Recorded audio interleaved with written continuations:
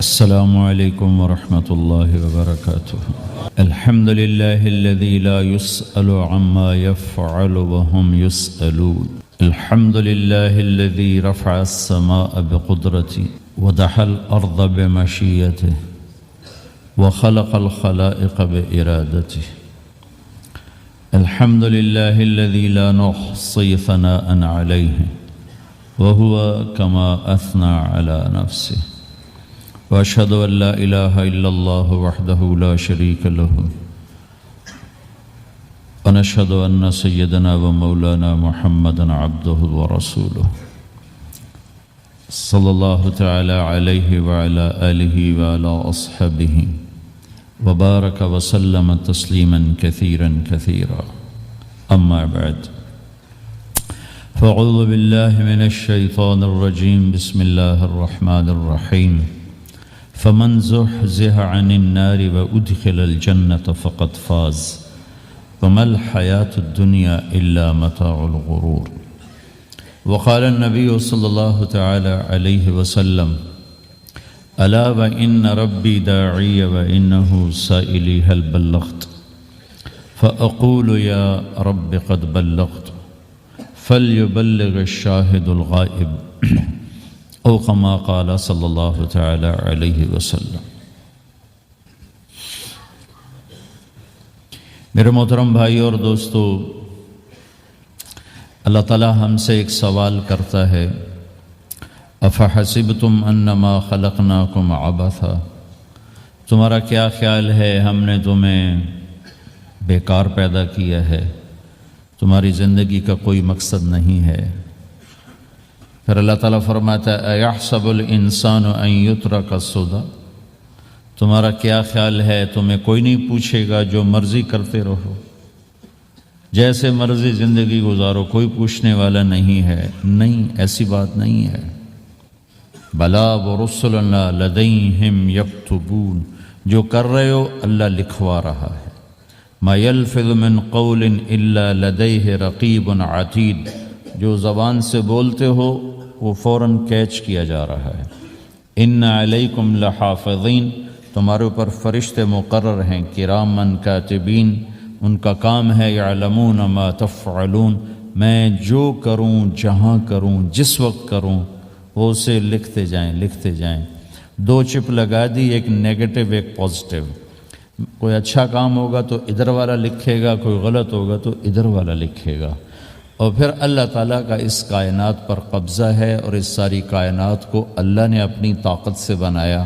یہ جہان خود بخود نہیں بنا. ان ربکم اللہ، اس کا بنانے والا اللہ ہے. اللہ نے اپنا تعارف کرایا: میں کون ہوں؟ الذی خلق السماوات والارض، میں وہ اللہ ہوں جس نے زمین آسمان بنائے. فی ستۃ ایام، اس میں 6 دن لگائے. ثم استوی علی العرش، پھر عرش پر استوا کیا. یغشی اللیل النہار، میں وہ اللہ ہوں جو رات کو لاتا ہے، دن کو لاتا ہے، تو دن کو آگے چلاتا ہے، رات کو پیچھے لاتا ہے. یطلبہ حثیثا، ان میں یہ دوڑ چلتی رہتی ہے. الشمس والقمر والنجوم مسخرات بامرہ، سورج، چاند، ستارے، ہر شے اس اللہ تعالیٰ کے قبضہ قدرت میں ہے. تو ایک بہت بڑا طبقہ جو کہتا ہے کہ یہ سب کچھ خود بخود بن گیا ہے، تو اللہ تعالیٰ اس کو صاف کرتا ہے کہ خود بخود نہیں بنا، بلکہ اسے اللہ تعالیٰ نے بنایا. قل اَإِنَّكُمْ لَتَكْفُرُونَ بِالَّذِي خَلَقَ الْأَرْضَ فِي يَوْمَيْنِ وَتَجْعَلُونَ لَهُ أَنْدَادًا ذَلِكَ رَبُّ الْعَالَمِينَ، تم کس اللہ کا انکار کرتے ہو جس نے تمہارے لیے زمین کو 2 دن میں بنایا؟ اس کا خول.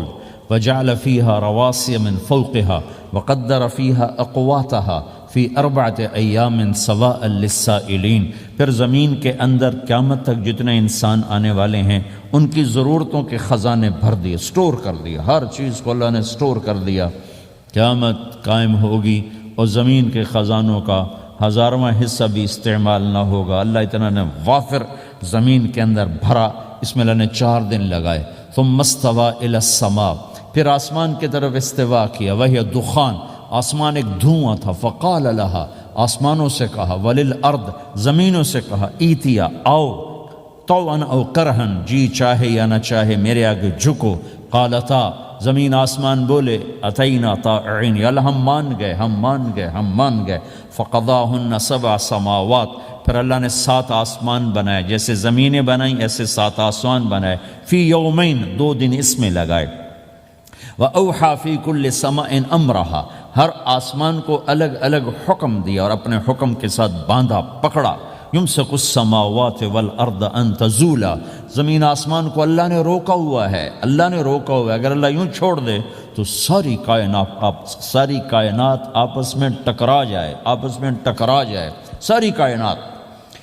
یہ الشمس تجری لمستقر لها ذلك تقدیر العزیز العلیم، سورج کو اپنے سورج 6 لاکھ مائل فی گھنٹہ کی رفتار سے دوڑ رہا ہے اور زمین سے 12 لاکھ گنا بڑا ہے، اور اس میں ٹیمپریچر 2.5 کروڑ سینٹی گریڈ تک اس کا ٹیمپریچر چلتا ہے، اور یہ کوئی ٹھوس چیز نہیں، گیسز ہیں، اور ہر سیکنڈ میں اس میں ہیلیم گیس پھٹتی ہے اور وہ ہائیڈروجن میں تبدیل ہوتی ہے۔ 1 سیکنڈ میں جب وہ دھماکہ ہوتا ہے تو 50 کروڑ ایٹم بم کے پھٹنے کے برابر انرجی پیدا ہوتی ہے۔ تو اس کے اندر اتنے دھماکے ہو رہے ہیں، پھر وہ ایک گیسز ہیں، اور پھر اس کے سامنے سڑک کوئی نہیں، اس کا لیور کوئی نہیں، اس کا ڈرائیور کوئی نہیں ہے، اور اس کی رفتار 6 لاکھ مائل فی گھنٹہ ہے۔ اللہ کہتا ہے میں سیدھا چلا رہا ہوں، کوئی اس کو چلا سکتا؟ اتنی تیز رفتار۔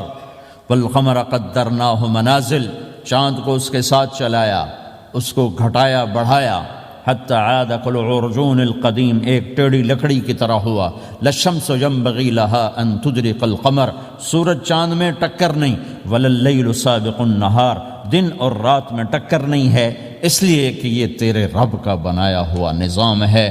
وما کان ربک نسیا، اور تیرا رب بھول چوک سے پاک ہے۔ وہ جو کرتا ہے حق کرتا ہے، جو کرتا ہے سچ کرتا ہے، جس کو روکتا ہے تو حق ہے، جس کو دیتا ہے تو حق ہے، وہ مارتا ہے تو حق ہے، اور زندگی دیتا ہے تو حق ہے، عروج لاتا ہے تو حق ہے، زوال لاتا ہے تو حق ہے۔ تو اللہ قرآن میں یہ ایک ذہن بناتا ہے کہ تم بیکار نہیں پیدا ہوئے، تمہارے پیچھے ایک طاقتور اللہ ہے جس نے ساری کائنات کو قابو کیا ہوا ہے، اس کے اوپر اس کا نظام چلتا ہے، حکومت چلتی ہے۔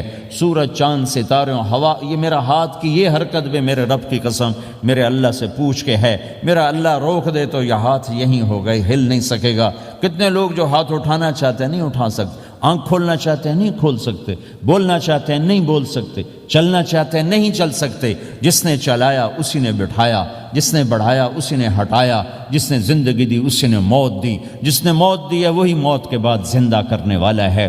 یہ اس ساری کائنات پر اللہ تعالیٰ اپنے طاقت کے ساتھ حکمران ہے، اور اللہ تعالیٰ یہ ذہن بناتا ہے کہ اس ساری کائنات میں وہ ہوتا ہے جو اللہ چاہتا ہے، وہ نہیں ہوتا جو تم چاہتے ہو، وہ ہوتا ہے جو اللہ چاہتا ہے۔ یہ قرآن میں اللہ نے یہ ذہن نبیوں کے قصوں سے ہمارا بنایا کہ موسیٰ علیہ السلام تشریف لا رہے ہیں، ان کے ہاتھ میں ڈنڈا ہے، اس پر یوں ٹیک لگا کے کھڑے ہوئے، تو اللہ نے فرمایا موسیٰ یہ کیا ہے؟ ما تلک بیمینک یا موسیٰ، موسیٰ یہ کیا ہے؟ موسیٰ علیہ السلام کے بعد یہ ڈنڈا 10 سال سے کہا یا اللہ ہی عصایا، یہ میرا ڈنڈا ہے۔ اب اللہ تعالیٰ آگے کچھ دکھانا چاہتے ہیں تو موسیٰ علیہ السلام سے لمبی بات کروائی، ہے عصایا، میرا ڈنڈا ہے، اتوکل علیہا، اس پر ٹیک لگاتا ہوں، واحش علی غنمی، اور اپنی بکریوں کے لیے پتے جھاڑتا ہوں، ولی فیہا مآرب اخرى، اور بھی ڈھیر سارے کام اس سے لیتا ہوں۔ تو اللہ تعالیٰ نے کہا القھا یا موسیٰ، اس کو ذرا زمین پہ ڈالو، زمین پہ ڈالو۔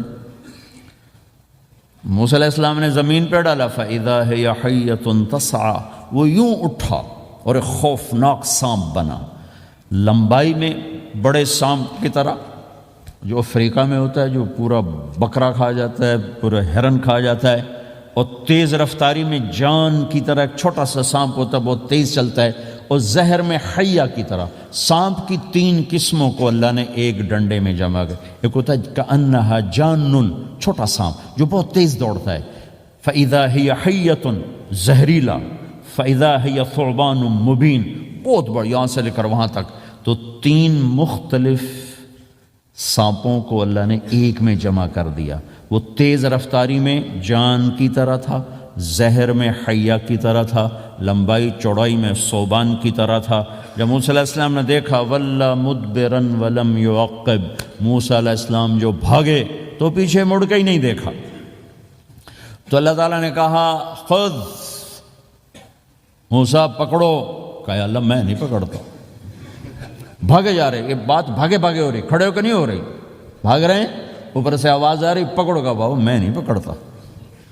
اب اللہ تعالیٰ ہمیں قصہ موسیٰ علیہ السلام کا قصہ قرآن کے 28 پاروں میں موجود، اتنا اس کو اللہ نے دہرایا، اتنا دہرایا۔ سب سے زیادہ موسیٰ علیہ السلام کا نام قرآن میں آیا ہے نبیوں میں سے، 136 دفعہ موسیٰ علیہ السلام کا اللہ تعالیٰ نے قرآن میں ذکر فرمایا، نام کے ساتھ، نام کے ساتھ۔ پھر کہا خذھا ولا تخف، موسیٰ پکڑو ڈرو نہیں، سنعیدھا سیرتھا الاولی، واپس ڈنڈا بناؤں گا۔ کہا یا اللہ میں نہیں پکڑتا، مجھے کھائے گا، مجھے کھائے گا، وہ بھاگے جا رہا ہے۔ آخر اللہ تعالیٰ نے کہا خذ انک من الآمنین، موسیٰ میں گارنٹر ہوں، کچھ نہیں کہے گا، گارنٹی دیتا ہوں۔ اللہ کی گارنٹی پر کھڑے ہوئے، وہ ایسا منہ کھول کے آ رہا ہے۔ تو اب چلو اللہ تعالیٰ کہتے ہیں پیچھے سے پکڑ لو، دم سے پکڑ لو تو کوئی مسئلہ نہیں تھا، کہ نہیں منہ سے پکڑو۔ اب موسیٰ علیہ السلام نے ایسے اوپر ایک چھوٹا سا کپڑا تھا یوں اوپر کر لیا، تو اللہ تعالیٰ نے کہا یہ کیا کر رہے ہو؟ کہا جی مجھے اس سے ڈر لگ رہا۔ کہا تیرا ڈر ہی تو نکالنا ہے، کہ یہ کچھ نہیں، سب کچھ تیرے اللہ کا ارادہ ہے، یہ کچھ نہیں، ورنہ یہ کپڑا تمہیں بچا لے گا، تمہیں ویسے ہی سارا نکل جائے گا۔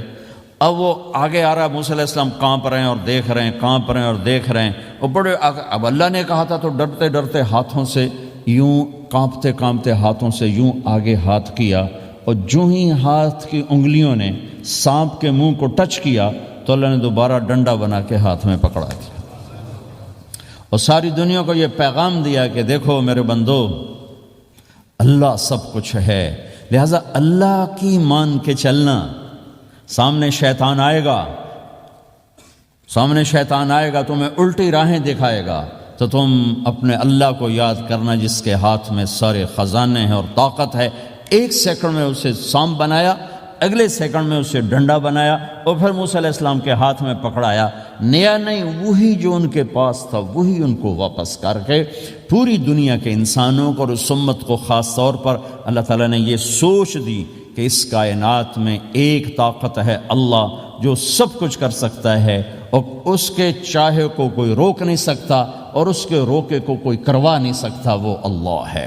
وہ ہوگا جو اللہ چاہے گا، وہ ہوا جو اللہ نے چاہا۔ ساری دنیا کے انسان جو چاہتے ہیں اللہ کے بغیر نہیں کر سکتے، اللہ جو چاہتا ہے ہم سب کے بغیر کر دیتا ہے۔ یہ ذہن بنا کر پھر اللہ اس بات پہ لاتا ہے جب سب کچھ تیرے اللہ کے ہاتھ میں ہے تو اللہ کی مان کے چاہے، یہ تیرے پاس تھوڑی سی زندگی ہے، جیسے اللہ نے کائنات کو بنایا ہے ایسے ہی اس کائنات کو توڑنے والا ہے۔ ایک دن آئے گا، ازفت الازفہ، وہ قریب آ چکا ہے، لیس لہا من دون اللہ کاشفہ، اسے کوئی روک نہیں سکتا، ہٹا نہیں سکتا، وہ آئے گا۔ لا تأتیکم الا بغتہ، وہ اچانک آئے گا۔ وہ کیسے آئے گا؟ فإذا نفخ فی الصور نفخۃ واحدہ، ایک آواز آئے گی بڑی خوفناک۔ ہے کیا عجب دن ہوگا، شب جمعہ آئے گی، جمعہ کی رات آئے گی، کسی کو نہیں خبر کہ آج کائنات کی آخری رات۔ پرندے واپس گئے ہوں گے اپنے درختوں پر، گھونسلوں پر، شیر اپنے ٹھکانوں پر، چیتے اپنے ٹھکانوں پر، بھیڑیے اپنے ٹھکانوں پر، بکریاں، اونٹ، گائے، بھینس اپنے اپنی جگہ پر۔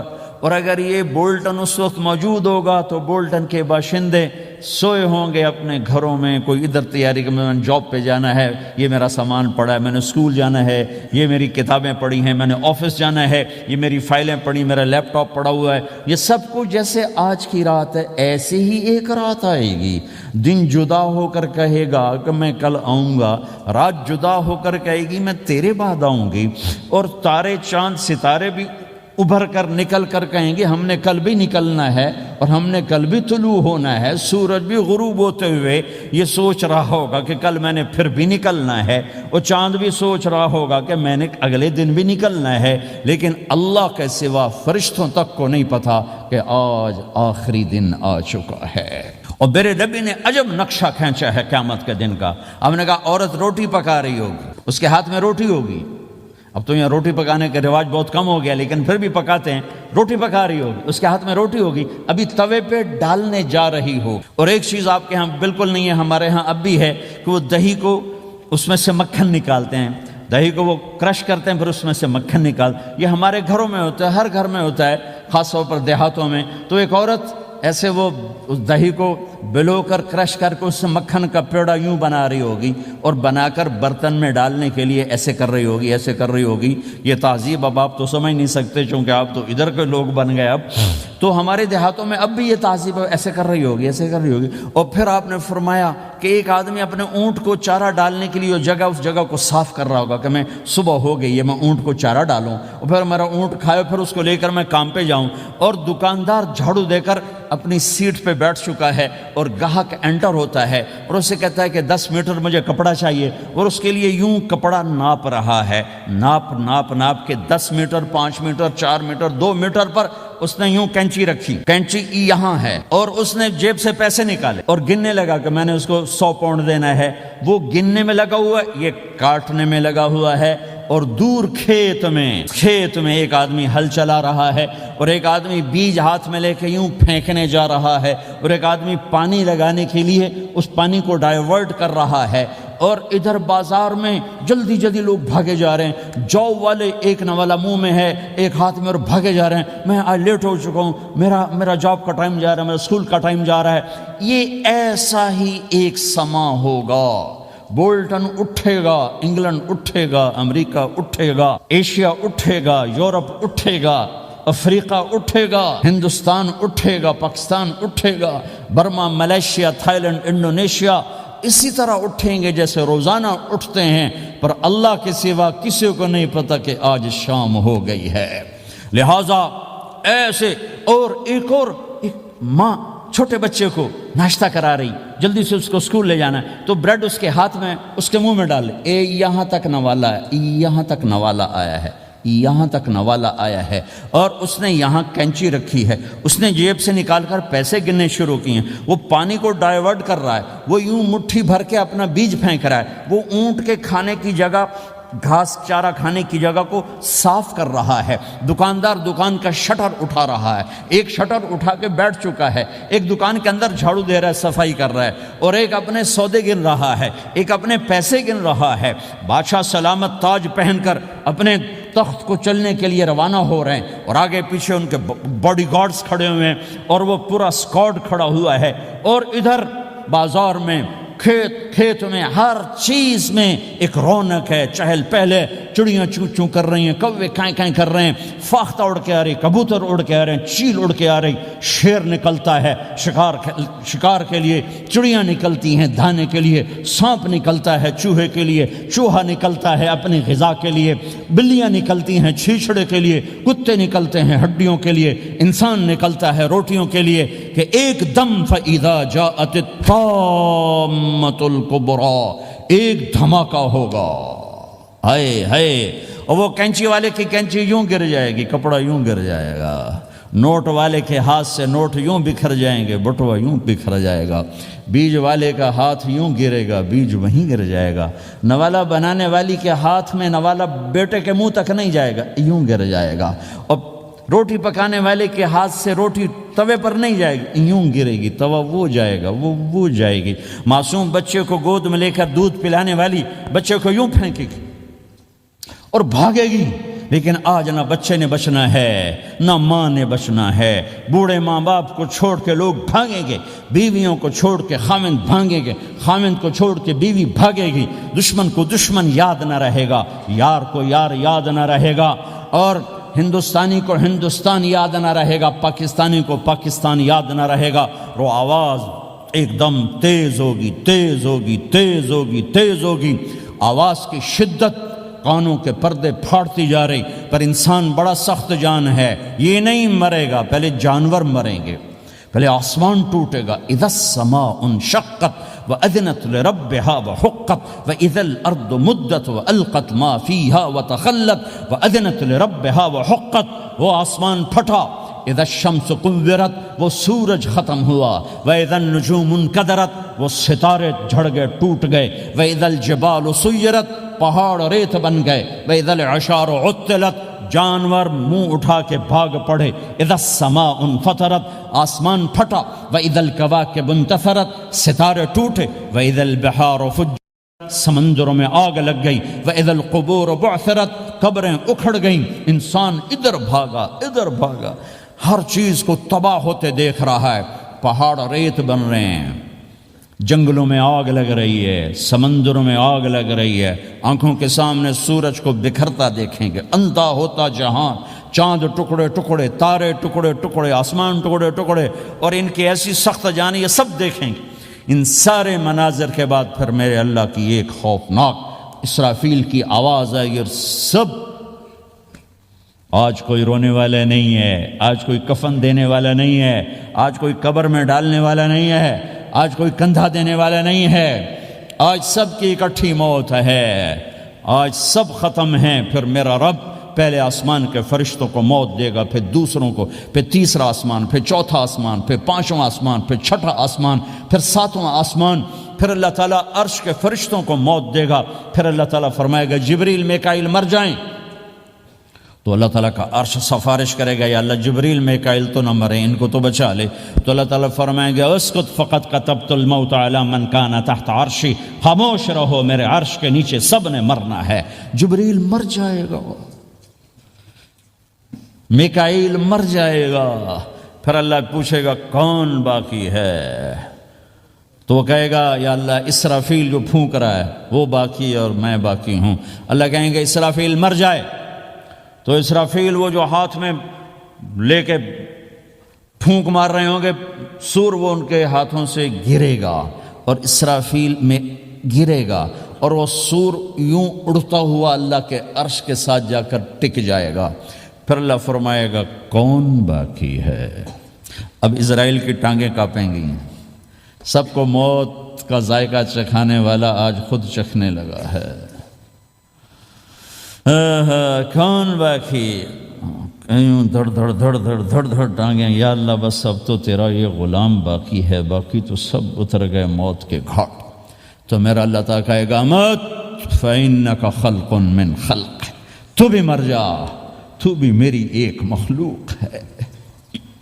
او میرے بھائیو، اس مٹ جانے والی دنیا کے پیچھے اللہ کو ناراض نہ کرو، اس کی عزت بھی دھوکہ ہے، اس کی شہرت بھی دھوکہ ہے، اس کی دولت بھی دھوکہ ہے، اس کی حکومت بھی دھوکہ ہے، اس کا عروج بھی دھوکہ ہے، اس کا زوال بھی دھوکہ ہے، اس کی عزت بھی دھوکہ ہے، اس کی ذلت بھی دھوکہ ہے، اس کا مال بھی دھوکہ ہے، اور اس کا فخر غربت بھی دھوکہ ہے، اس کی زندگی بھی دھوکہ ہے، سب نظروں کا فریب ہے۔ حضرت علی کا فرمان ہے الناس النیام اذا ما تنتبہ، لوگ سوئے ہوئے ہیں، جب موت آئے گی تو آنکھ کھل جائے گی۔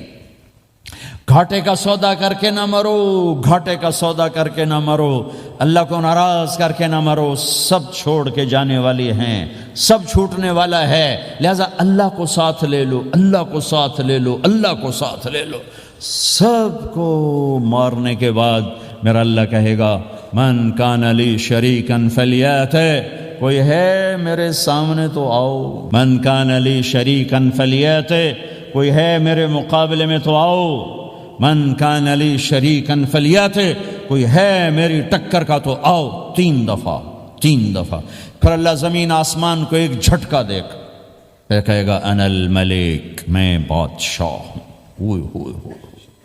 پھر دوسرا جھٹکا دے گا، پھر کہا انا القدوس السلام المومن، میں ہوں قدوس السلام مومن۔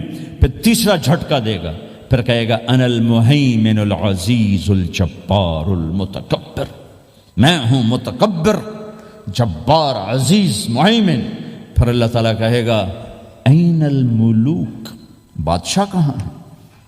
این الملوک، بادشاہ کہاں ہے؟ این المتکبرون، وہ تکبر کرنے والے کہاں ہیں؟ این الجبارون، ظالم کہاں ہیں؟ این المتکبرون، تکبر والے کہاں ہیں؟ کوئی ہو تو جواب دے۔ پھر اللہ تعالیٰ کہے گا لمن الملک اليوم، آج کون ہے بادشاہ؟ آج کس کی ہے بادشاہی؟ کوئی جواب دینے والا ہے ہی نہیں، تو اللہ خود کہے گا للہ الواحد القہار، آج اکیلے اللہ کی بادشاہ، آج بھی اسی کی ہے، آج بھی اسی کی ہے، پیچھے بھی اس کی تھی، آگے بھی اس کی ہے۔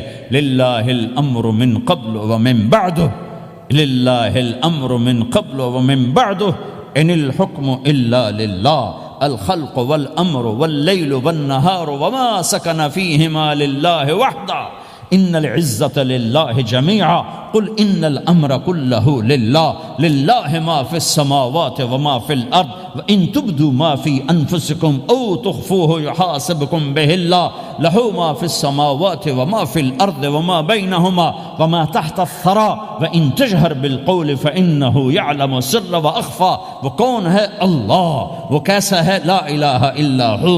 صفات کیسی ہیں؟ لہ الاسماء الحسنی۔ یہ میرے رب کا پیغام ہے پوری دنیا کے انسانوں کے لیے کہ یہ دنیا امتحان کی جگہ ہے، نہ اپنی مرضی سے آئے ہو، نہ اپنی مرضی سے مرتے ہو، نہ اپنی مرضی سے جیتے ہو، نہ اپنی مرضی سے جاتے ہو۔ لہٰذا اس 4 دن کی زندگی میں تمہیں ٹیسٹ میں ڈالا گیا ہے۔ اللہ کو راضی کرتے ہو، شیطان کو راضی کرتے ہو، اللہ کو مناتے ہو، شیطان کے پیچھے چلتے ہو، اللہ کو مناتے ہو، اپنی طبیعت اور غلام، اپنی طبیعت کے غلام بنتے ہو۔ یہ میرا اور آپ کا امتحان ہے۔ لا الہ الا اللہ میں ایگریمنٹ ہے، یا اللہ تیری مان کے چلیں گے۔ لا الہ الا اللہ ایگریمنٹ ہے، یا اللہ تیری مان کے چلیں گے۔ کیسے تیری مان کے چلیں گے؟ اگلا حصہ ہے محمد الرسول اللہ، تیرے حبیب کے طریقے پر چلیں گے۔ اللہ کو راضی کرنے کا ایک ہی راستہ ہے، عرب کے لیے، عجم کے لیے، کالے کے لیے، گورے کے لیے، سید کے لیے، قریشی کے لیے، ہاشمی کے لیے، پٹھان کے لیے، راجپوت کے لیے، گجراتی کے لیے، ملائی کے لیے، تھائی کے لیے، انڈین کے لیے، سب کے لیے ایک راستہ ہے، ایک راستہ ہے، ایک راستہ ہے، وہ ہے محمد الرسول اللہ۔ جب آپ معراج پہ گئے تو آپ نے کہا یا اللہ، آپ نے ابراہیم کو خلیل بنایا اور موسیٰ کو کلیم بنایا اور داود کو لوہا نرم کر کے دیا، سلیمان کو ہوا تابع کر کے دی، اور عیسیٰ علیہ السلام کے لیے مردے زندہ کیے، میرے لیے کیا ہے؟ تو اللہ تعالیٰ نے فرمایا اولیس قد آتیتک افضل من ذلک کلہ، میرے محبوب میں نے آپ کو وہ دیا ہے جو کسی کو نہیں دیا۔ وہ کیا دیا ہے؟ کہ اللہ ذکرت الا ذکرت معی، قیامت تک تیرا میرا نام اکٹھا رہے گا، الگ نہیں ہو سکے سے رہے گا۔ لا الہ الا اللہ محمد رسول اللہ۔ لا الہ الا اللہ میں 12 حرف ہیں، 12۔ محمد رسول اللہ میں 12 حرف ہیں۔ لا الہ الا اللہ 12 حرفوں سے بنا ہے، لام اور الف، یہ اس کو گنو تو 12 بنتے ہیں، پھر میم اور ہا اور میم اور دال کو آگے تک گنو تو 12 بنتے ہیں، ادھر بھی 12 ادھر بھی 12۔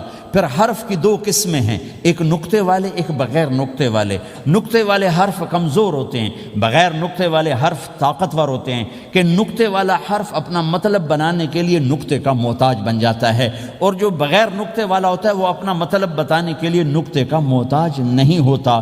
جیم کمزور ہے، ہا طاقتور ہے، ہا کو اپنا مطلب بتانے کے لیے نقطے کی ضرورت نہیں، جیم کو، خا کو اپنا مطلب بتانے کے لیے نقطے کی ضرورت ہے۔ سین طاقتور ہے، شین کمزور ہے، کہ شین کو اپنا مطلب بتانے کے لیے 3 نقطوں کی ضرورت ہے، سین کو اپنا مطلب بتانے کے لیے کسی نقطے کی ضرورت نہیں ہے۔ الف طاقتور ہے، با کمزور ہے، تا کمزور ہے، ہا طاقتور ہے، جیم کمزور ہے، خا کمزور ہے، دال طاقتور ہے، را طاقتور ہے، زا کمزور ہے، سین طاقتور ہے، شین کمزور ہے، صاد طاقتور ہے، ضاد کمزور ہے، تا طاقتور ہے، ضا کمزور ہے۔ یہ میں آپ کو حروف کی بات بتا رہا ہوں۔ جب میرے اللہ نے اپنا کلمہ بنایا، پہلے اپنا نام منتخب کیا اللہ، تو اس میں کوئی حرف نقطے والا نہیں آیا، ٹھیک ہے؟ اللہ کوئی نقطے والا حرف ہے؟ پھر اللہ نے اپنے نبی کا نام بنایا محمد، کوئی نقطے والا حرف ہے؟ پھر نام بنایا احمد، کوئی نقطے والا حرف ہے؟ پھر جب کلمہ بنایا تو کلمہ ان حرفوں سے بنایا جس میں کوئی نقطے والا حرف نہیں ہے۔ لا الہ الا اللہ محمد الرسول اللہ۔ سارے خزانے اللہ کے ہاتھ میں، ساری عزتیں بلندیاں اللہ کے ہاتھ میں، جانے کا راستہ محمد الرسول اللہ، پہنچنے کا راستہ محمد الرسول اللہ، لینے کا راستہ محمد الرسول اللہ۔ جہنم سے بچنے کا راستہ محمد الرسول اللہ، جنت میں جانے کا راستہ محمد الرسول اللہ، دنیا کی برکتیں عزتیں سمیٹنے کا راستہ محمد الرسول اللہ، ذلتوں پستیوں سے بچنے کا راستہ محمد الرسول اللہ۔ میرے حبیب جنت کے لیے چابی ہیں، جہنم کے لیے تالا ہیں، عزت کے لیے چابی ہیں، ذلتوں کے لیے تالا ہیں، محبتوں کے لیے چابی ہیں، نفرتوں کے لیے تالا ہیں، اللہ کی رضا کے لیے وہ چابی ہیں اور اللہ کی ناراضگی کا وہ تالا ہیں۔ جو محمدی بن گیا، جو محمد مصطفیٰ صلی اللہ تعالی وسلم کی سیرت میں ظاہر میں باطن میں ڈل گیا، اللہ کا محبوب بن گیا، اللہ نے اپنا بنا لیا۔ ابو لہب قریشی ہاشمی سید، اور اللہ نے کہا تبت یدا ابی لہب وتب، ابو لہب برباد ہو گیا۔ بلال حبشی، حبشی کا بیٹا، غلام، غلام کا بیٹا، کالا، کالے کا بیٹا، لیکن میرے نبی نے فرمایا جب میں جنت میں جاؤں گا تو میری سواری کی رسی بلال کے ہاتھ میں ہوگی، جو میرے ساتھ ساتھ چلے گا، میرے ساتھ ساتھ چلے گا، اور اس دن تم بلال کی شان دیکھنا، سید قریشی سب دیکھتے رہ جائیں گے، اور ایک غلام سب سے بازی لے جائے گا کہ جب سورے جنتی جنت کے دروازوں پر کٹھے ہوں گے تو ایسے جنت کے 8 گیٹ ہیں، وہ سارے بند ہوں گے، سب بند ہوں گے، تو کہیں گے اندر کیسے جائیں؟ تو کہیں گے چلو آدم علیہ السلام سے بات کرتے ہیں۔ آدم علیہ السلام سے عرض کریں گے جناب ابا جان، دادا جان، دروازہ تو کھلوائیں۔ وہ کہیں گے بچوں میں نے تمہیں نکالا تھا، میں ڈال نہیں سکتی، جاؤ بھائی کسی اور سے بات کر۔ اب آئیں گے نوح علیہ السلام، بابا میں نہیں کر سکتا۔ ابراہیم علیہ السلام، بابا میں نہیں کر سکتا۔ اسماعیل، اسحاق، یعقوب، یوسف، موسیٰ، یوشع، دانیال، الیاس، داؤد، یحییٰ، زکریا، سلیمان، بھائی ہمارے بس کا نہیں، بھائی ہمارے بس کا نہیں، بھائی ہمارے بس کا نہیں۔ سب سے آخر میں آئیں گے عیسیٰ علیہ السلام کے پاس۔ اگر اللہ چاہتا تو سیدھا ہمارے نبی کے پاس پہنچا دیتا، لیکن اللہ اپنے نبی کی شان دکھانا چاہتا ہے کہ میرا نبی کتنی شان والا ہے، کتنی عزت والا ہے، جس کی سنت کو تم پھینک دیتے ہو، سنت کی کوئی بات نہیں۔ 1 پاؤنڈ پھینکتے ہو کہ 1 پاؤنڈ گر گیا، کوئی بات نہیں، کہ 1 پاؤنڈ کو بھی ڈھونڈتے پھرتے ہو، سنت کوئی بات نہیں، پاؤنڈ نہیں۔ ہمارا پاکستانی 172 سے ضرب لائے گا، ہندوستانی 100 سے ضرب لگائے گا، پتہ نہیں کیا کیا کرے گا، ہیں تو اللہ تعالیٰ سب کو بھلا دے گا۔ آدم سے کہانی شروع ہوگی، چلتے چلتے چلتے عیسیٰ علیہ السلام، پھر عیسیٰ علیہ السلام ایک بات کا اضافہ کریں، کہا بابا میں نہیں کھلوا سکتا، لیکن آج میں تمہیں پتہ بتا سکتا ہوں کون کھلوائے گا، یہ کوئی نبی نہیں کہے گا۔ تو کہیں گے جی بتاؤ، کہیں گے جاؤ محمد الرسول اللہ صلی اللہ علیہ وسلم کی خدمت میں، ان کے سوا آج کوئی نہیں کھلوا سکتا۔ سارا مجمع آئے گا، یا رسول اللہ، یا حبیب اللہ، یا نبی اللہ، تھک گئے ہم، جنت کے دروازے بند ہیں، دروازہ کھلوائیں تو آپ کہیں گے انا لہو، ہاں میں ہی کھلواؤں گا، میں ہی کھلواؤں گا۔ پھر آپ نے فرمایا میں سب کے سامنے سجدہ کروں گا اللہ تعالیٰ، پھر اللہ تعالیٰ اپنی تعریف کا مجھے الہام کرے گا، میں اللہ کی تعریف کروں گا، جو ابھی مجھے بھی نہیں پتا کیا تعریف کروں گا، اس وقت اللہ تعالیٰ مجھے عطا کرے گا۔ پھر میرا اللہ کہے گا یا حبیبی یا محمد ارفع رأسک سل تعطا اشفع تشفع، اے میرے حبیب، اے میرے محبوب، سر اٹھا، سوال کر، پورا ہوگا، سفارش کر، مانی جائے گی۔ تو ہمارے نبی کہیں گے اللہ جنت کا دروازہ کھول، تو اللہ تعالیٰ فرمائیں گے اوپننگ سیریمنی تجھ سے ہو، تو اوپننگ کرے گا پھر کھلے گا، ایسے نہیں کھل سکتا، کہ میں تیار ہوں۔ تو جنت سے ایک سواری آئے گی اڑتے ہوئے اور ہیلی کاپٹر کی طرح لینڈ کرے گی اللہ کے نبی کے سامنے، تو آپ اس کے اوپر ایسے بیٹھ جائیں گے، تو اس کی جو رسی ہوتی ہے جس سے اس کو چلایا جاتا ہے، وہ رسی ایسے نیچے گر جائے گی۔ رسی کے نیچے گرنے کا مطلب ہے کہ اس سواری کو اللہ کے نبی نے خود نہیں چلانا، کوئی اور آئے گا جو رسی پکڑ کے چلے گا۔ اب اللہ کے نبی کی سواری کی رسی پکڑ کے چلنا یہ کوئی چھوٹا آنر تو ہے نہیں، لہٰذا سب یوں دیکھیں گے بھئی، چونکہ وہ خالی اس سے سب کو پتہ چل جائے گا کہ کوئی آئے گا، ورنہ اللہ کے نبی کے ہاتھ میں رہتی ایسے گئی، تو لہٰذا سب ایسے دیکھ کون کون کون کون آئے گا بھائی، کون آئے گا بھائی، شاید ابو بکر آئیں، یہ تو اپنی طرف سے کہہ رہا ہوں، شاید عمر آئیں، عثمان آئیں، علی آئیں، نہیں، بیٹے آئیں گے، حسن حسین آئیں گے، کتنے سوال اٹھ سکتے، جعفر آئیں گے، حمزہ آئیں گے، عباس آئیں گے، سب اس حیرانی میں ہوں گے، وہ سب کی نظریں ایسے ایسے ہوں گی کہ میرے اللہ کا فرمان ہوگا بلال حبشی کو لایا جائے، یہ رسی اس کو پکڑائی جائے۔ بلال رضی اللہ تعالیٰ عنہ اللہ کے نبی کی سواری کی رسی پکڑ کر چلیں گے اور آپ نے فرمایا میں سب سے پہلے جنت کے دروازے پر دستک دوں گا، فَأُقَعْقِعَهَا فَيُفْتَحُ لِي، میرے لیے دروازے پر دستک دوں گا تو اندر سے آواز آئے گی، کون؟ میں کہوں گا محمد الرسول اللہ۔ وہ کہیں گے یا رسول اللہ حکم تھا آپ کے بغیر دروازہ نہ کھلے، میں کھولوں گا، میرے لیے کھلے گا، میں اندر جاؤں گا۔ تو آپ نے فرمایا میرے ساتھ میری امت کے غریب لوگ پہلے میرے ساتھ جنت میں داخل، میری امت کے غریب لوگ پہلے میرے ساتھ جنت میں داخل ہوں۔ پھر آپ نے ایک عجیب بات فرمائی کہ میں دیکھوں گا کچھ عورتیں مجھ سے آگے نکل جائیں، کچھ عورتیں مجھ سے آگے نکل جائیں، تو میں ان کو حیران ہو کر پوچھوں گا تم کون ہو جو اپنے نبی سے آگے جا رہی ہو؟ وہ کہیں گے یا رسول اللہ ہم وہ ہیں جو جوانی میں بیوہ ہو گئیں اور اپنے بچوں کی خاطر دوسری شادی نہ کی، ان کی تربیت کے لیے دوسری شادی نہ کی اور اپنے جذبات کو سینے میں دبا کے سو گئیں، ہم وہ ہیں۔ تو اللہ کے نبی نے فرمایا وہ مجھ سے بھی آگے گزر کے جائیں گے۔ ہمارے معاشرے میں کوئی بچی بیوہ ہو جائے، طلاق ہو جائے تو وہ ایک بوجھ بن جاتی۔ تو میرے نبی نے فرمایا تمہیں وہ صدقہ بتاؤں جس سے بڑھ کر کوئی صدقہ ہی نہیں ہے؟ آپ نے فرمایا کہ میں تمہیں وہ صدقہ بتاؤں جس سے بڑھ کے کوئی صدقہ نہیں ہے۔ تو انہوں نے کہا جی وہ کیا؟ کہا الابنۃ المردودہ، جس کی بیٹی کو طلاق ہو گئی یا جوانی میں بیوہ ہو گئی اور لوٹ کے ماں باپ کے پاس آ گئی، اس پہ خرچ کرنا سب سے بڑا صدقہ ہے۔ چونکہ ماں باپ بھی تنگ پڑ جاتے ہیں اور بھائی تو پہلے ہی کہتے ہیں کہاں مصیبت سر پہ آ پڑی ہے، تو میرے نبی نے اس کو کور کرنے کے لیے، کیونکہ زندگی تو حادثات کا نام ہے، ہوتے رہتے ہیں، تو میرے نبی نے فرمایا سب سے اعلیٰ درجے کا صدقہ ہے اس بچی پہ خرچ کرنا جو طلاق ہو کے گھر واپس آ جائے یا بیوہ ہو کے گھر واپس آ جائے، اس پہ خرچ کرنا سب سے اعلیٰ درجے کا خرچ ہے۔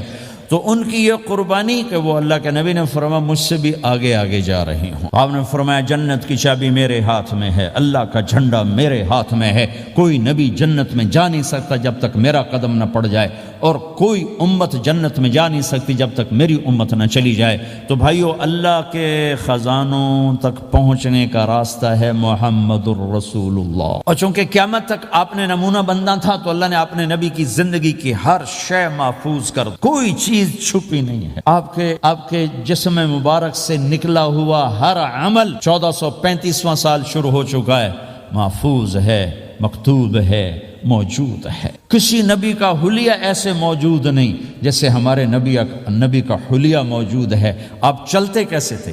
یمشی تکفین، آپ چلتے تھے کہ جیسے کوئی آدمی اوپر سے نیچے آ رہا، تھوڑا سا آگے جھک کے چلتا ہے، اور آپ چلتے تھے کہ آپ کے پاؤں کا چلنے کا فاصلہ، قدم سے قدم فاصلہ چھوٹا ہوتا تھا، اور چال میں تیزی ہوتی تھی، چال میں تیزی، فاصلہ تھوڑا، اس طرح آپ چلتے تھے۔ آپ کے دیکھنے کا انداز کیا تھا؟ یہ جل نظرہ الملاحظہ، یوں دیکھتے تھے، شرم کی وجہ سے نظر نہیں اٹھاتے تھے مردوں میں بیٹھ کر، کبھی کبھی یوں آنکھ اٹھاتے تھے تو پھر کسی میں جرت نہیں ہوتی تھی کہ آپ کی آنکھوں میں آنکھیں ڈال کے دیکھ سکے، پھر سارے یوں ہو جاتے تھے، صرف 2 آدمی آپ کو دیکھ سکتے تھے۔ اس وقت جب آپ کی نظر اوپر ہوتی تھی تو 2 آدمی آپ کو دیکھ سکتے تھے، ایک ابو بکر اور ایک عمر، بس۔ آپ مسجد میں داخل ہوئے، آپ کے ادھر ابو بکر تھے، ادھر عمر تھے، سامنے مجمع تھا، آپ نے یوں ابو بکر کو پکڑا، یوں عمر کو پکڑا، یوں ان کے دونوں کے ہاتھ پکڑ کا، مجھے دیکھ رہے ہو؟ ہَكَذَا نُحْشَرُ يَوْمَ الْقِيَامَةِ، قیامت کے دن ہم تینوں یوں اٹھائے جائیں گے کہ میرے دائیں طرف ابو بکر ہوگا اور میرے بائیں طرف عمر ہوگا، اور ہم تینوں یوں اپنی قبروں سے نکلیں گے۔ زندگی کی ہر شے کیوں باقی ہے؟ یہ تو میں ادائیں چھوڑو، میرے نبی کی 9 بکریاں تھیں، 1 بکرا تھا، لبے ان کے نام اگر نہ ہوں تو کوئی ہماری شریعت میں فرق پڑتا ہے، لیکن میرے نبی کی بکریوں کے نام بھی ہم تک پہنچے۔ ایک کا نام تھا عجوہ، ایک کا نام تھا سقیہ، ایک کا نام تھا برکہ، ایک کا نام تھا ورثہ، ایک کا نام تھا زمزم، ایک کا نام تھا اطلال، ایک کا نام تھا اطراف، ایک کا نام تھا قمرا، غیثا، یہ میرے نبی کی بکریوں کے نام ہیں۔ اور بکرا تھا، اس کا نام تھا یم، عجوہ، سقیہ، زمزم، برکہ، ورثہ، اطلال، اطراف، غیثا، قمرا۔ اور اس میں آپ کی بکری قمرا آپ کی زندگی میں مر گئی تھی، اتنی ڈیٹیل بھی موجود ہے۔ آپ کے 2 گدھے تھے، ایک کا نام تھا عفیر، ایک کا نام تھا یعفور۔ جس دن آپ کا انتقال ہوا، یعفور پورے مدینے کی گلیوں میں روتا پھر رہا تھا، وہ چیختا پھر رہا تھا، یہاں تک کہ کنویں میں چھلانگ لگائی اور مر گیا۔ آپ کی 4 اونٹنیاں تھیں، عزبا، شہبا، جدعا، قصوا۔ اس میں جو آپ کی اونٹنی عزبا تھی، ادھر آپ کا انتقال ہوا اور ادھر اس نے بیٹھے بیٹھے رونا شروع کر دیا، اور چارہ بھی چھوڑ دیا، پانی بھی چھوڑ دیا، اور بیٹھے بیٹھے بھوکی پیاسی مر گئی۔ چارہ نہیں کھایا، پانی نہیں پیا۔ آپ کے 2 خچر تھے، ایک کا نام تھا دلدل، ایک کا نام تھا فضہ۔ آپ کے 2 اونٹ تھے، ایک کا نام تھا عسکر، ایک کا نام تھا ثعلب۔ گھوڑے آپ نے بہت رکھے، آئے گئے، ورد، یعصوب، یعبوب، مرتجل، لزاز، طراز، ثقب، سبحہ، ورد، یہ سجل، یہ میرے نبی کے خوبصورت عالی شان گھوڑے ہیں۔ گھوڑوں کے نام بھی ہم تک آئے ہوئے ہیں۔ میرے نبی کا نسب اگر ہمیں نہ معلوم ہو تو ہماری شریعت میں کیا فرق پڑتا ہے، لیکن آدم علیہ السلام تک اللہ تعالیٰ نے اپنے حبیب کا نسب پیڑھی کو سلامت رکھا ہوا ہے۔ محمد بن عبداللہ بن عبد المطلب بن ہاشم بن عبد مناف بن قصی بن کلاب بن مرہ بن کعب بن لوی بن غالب بن فہر بن مالک بن نضر بن کنانہ بن خزیمہ بن مدرکہ بن الیاس بن مدر بن نزار بن معد بن عدنان بن اود بن حمیصہ بن سلامان بن عوز بن بوز بن قموال بن ابی بن عوام بن ناشد بن حزا بن بلداس بن یدلاف بن طابخ بن جاحم بن ناحش بن ماخی بن عیفی بن عبقر بن عبید بن الدعاء بن حمدان بن سنبر بن یثربی بن یحزن بن یلحن بن ارعوا بن عید بن ذیشان بن عیسر بن اقناد بن ایہام بن مقصر بن ناحد بن زار بن سمی بن مزی بن عوض بن عرام بن قیدار بن اسماعیل بن ابراہیم بن آذر بن ناحور بن سروج بن رعو بن فائج بن عابر بن ارفخشاد بن سام بن نوح بن لامک بن متوشال بن ادریس بن یرد بن ملہلیل بن قینان بن آنوش بن شیسر بن آدم علیہ السلام۔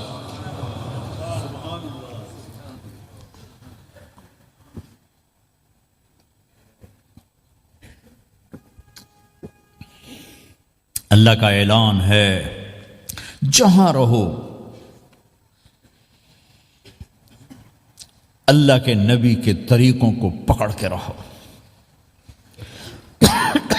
اللہ تعالیٰ تک پہنچنے کا بس ایک ہی راستہ ہے، ایک ہی راستہ ہے، وہ ہے جناب رسول اللہ صلی اللہ تعالی علیہ وسلم کی مبارک زندگی۔ نقل مار لو، نقل مارنے سے پاس ہو نہیں جاتے لوگ۔ ہمارے انڈیا پاکستان میں خوب نقل چلتی ہے، وہ نقل لگاتے ہیں، پاس ہو جاتے ہیں۔ میں بھی ذمہ داروں کی اولاد، پڑھنے کا شوق نہیں تھا، ہمیشہ نقل مار کے ہی پاس ہوئے، کیونکہ پڑھنے کا شوق ہی نہیں تھا۔ ماں باپ نے ڈنڈا چڑھا دے کہ ڈاکٹر بنانا ہے۔ مجھے کبھی زندگی بھر شوق نہیں ہوا کہ میں نے ڈاکٹر بننا۔ بھائیو، اپنے نبی کی نقل اتار لو، اللہ پاس کر دے گا۔ اس نے ایک چنا ہے جس کو حبیب بنایا ہے۔ 10,000 سال کا پروسیس ہوا اور اس میں سے محمد مصطفیٰ صلی اللہ علیہ وسلم کی ہستی کو وجود ملا۔ آپ کو آنے میں اتنا زمانہ چاہیے تھا کہ اعلیٰ سے اعلیٰ چیز کے بننے میں دیر لگتی ہے، تو کائنات 10,000 سال گھومی اور تب جا کر میرے حبیب مصطفیٰ صلی اللہ تعالی علیہ وسلم کو اللہ تعالیٰ نے وجود بخشا۔ سب سے عالی نسب، سب سے عالی خاندان، سب سے عالی صفات۔ اب اللہ کے خزانوں سے لینے کا راستہ پاؤنڈ نہیں، ڈالر نہیں ہے، تجارت نہیں ہے۔ اللہ سے لینے کا راستہ میرے نبی کا طریقہ ہے۔ تجارت میں ہو، زراعت میں ہو، جاب میں ہو، کھیتی باڑی میں ہو، میرے نبی کا طریقہ ایک مسجد کا ہے، نماز۔ 5 وقت کی نماز یہ میرے نبی کی آنکھوں کی ٹھنڈک ہے۔ 5 وقت کی نماز اس امت کی شان پہچان ہے۔ اور اللہ تعالیٰ نے پہلی امتوں پر اتنی بڑی مشقت ڈالی کہ ان کی نماز مسجد کے علاوہ کہیں نہیں ہوتی تھی، مسجد میں ہی ہوتی تھی۔ ہمارے لیے کتنی آسانی کر دی، جاب میں ہے، مصلی بچھا، نماز پڑھ۔ چلو مصلی بھی کوئی نہیں، زمین دیکھ، اس پر کوئی گندگی تو کوئی نہیں ہے، بس زمین بھی تیرے لیے پاک ہے، چل نماز پڑھ۔ اور آسانی کر دی، پانی کوئی نہیں ہے، کوئی بات نہیں، مٹی میں ہاتھ مار، منہ پہ مل، پھر ایک ہاتھ مار، یوں کر، چل نماز پڑھ، میں تیری قبول کروں گا۔ یہ کسی امت کے ساتھ یہ نہیں ہوا۔ انہیں وضو ہی کرنا تھا چاہے پانی 50 میل پر موجود ہو، اور ہمارے لیے پانی کوئی نہیں ہے، چلو تیمم، مٹی میں ہاتھ ہمارا یوں کیا، پھر ہاتھ ہمارا ایک یوں کیا، ایک یوں کیا، چل بھائی، اللہ اکبر، قبول۔ عمار بن یاسر رضی اللہ تعالیٰ عنہ سفر میں تھے، ان کو نہانے کی ضرورت ہو گئی، نائٹ فال ہو گیا، تو انہوں نے سوچا کہ ویسے تو آدمی کو وضو کی ضرورت ہوتی ہے تو خالی منہ پہ ہاتھ مارا اور یوں کونیوں تک، لیکن مجھے تو غسل کی ضرورت ہے، تو خالی اس سے تو کافی نہیں ہوگا۔ تو انہوں نے کپڑے اتارے، اکیلے تھے، ریت کے اوپر کبھی یوں لیٹے، کبھی یوں لیٹے، کبھی یوں لیٹے، 3-4 دفعہ یوں اور یوں رول ہوتے ہوتے پھر انہوں نے نماز پڑھی۔ آئے اللہ کے نبی کی بارگاہ میں، یا رسول اللہ مجھے رات کو نہانے کی ضرورت پڑ گئی، تو میں نے کہا وضو کے لیے تو خالی یہ 2 دفعہ کرنا کافی ہے، تو یہ تو نہانا تھا، تو میں تو ریت میں خوب رول ہوتا رہا۔ میرے نبی نے انما یکفیک ضربتان، ارے سیدھے بندے عمار، اس کے لیے بھی اتنا ہی کافی تھا کہ تو یوں کرتا اور یوں کرتا اور تو پاک ہو جاتا۔ اللہ نے اس نبی کے طفیل، اس محبوب مصطفیٰ صلی اللہ علیہ وسلم کے طفیل، اللہ نے کیا کیا سہولتیں اور آسانیاں ہمیں عطا فرمائیں۔ پھر نماز 4 کی 2 رکعت کر دی کہ بھئی تم مسافر ہو 2 پڑھو، روزے میں سفر میں روزہ معاف کر دیا، بعد میں رکھ لینا، بعد میں رکھ لینا، قضا کرنے کو حکم، بالکل چھوڑنے کا نہیں۔ اور کہا کہ بھائی مریض ہو چھوڑ دو، مسافر ہو چھوڑ دو، اور نماز 2 رکعت کر دو، سنتیں چھوڑ دو۔ ابن عمر رضی اللہ تعالیٰ عنہ بیٹھے تھے تو انہوں نے 2 رکعت پڑھ کے بیٹھ گئے، تو ان کے خادم نے کہا سنتیں نفل نہیں پڑھو گے؟ کہا اگر پڑھنا تو 4 فرض پڑھتا میں، میرے اللہ نے معافی دی تھی تو میں کیوں پڑھوں؟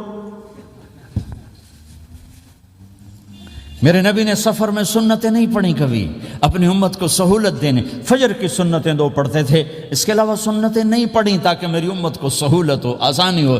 ایک دفعہ بارش ہو رہی تھی اور کوئی جگہ نہیں تھی نماز پڑھنے کے لیے، تو آپ نے اپنی اونٹنی کو آگے کیا اور اس پر بیٹھ گئے، بیٹھے ہی تھے، پیچھے صحابہ نے اونٹنیوں پر ہی صفیں بنائیں، اور یہ نماز اونٹنی پہ بیٹھ کر ادا کی گئی۔ بارش کے اندر نماز اونٹنی کے اوپر نماز بھی ہو گئی، رکوع بھی ہو گیا، سجدہ بھی ہو گیا، سلام بھی ہو گیا۔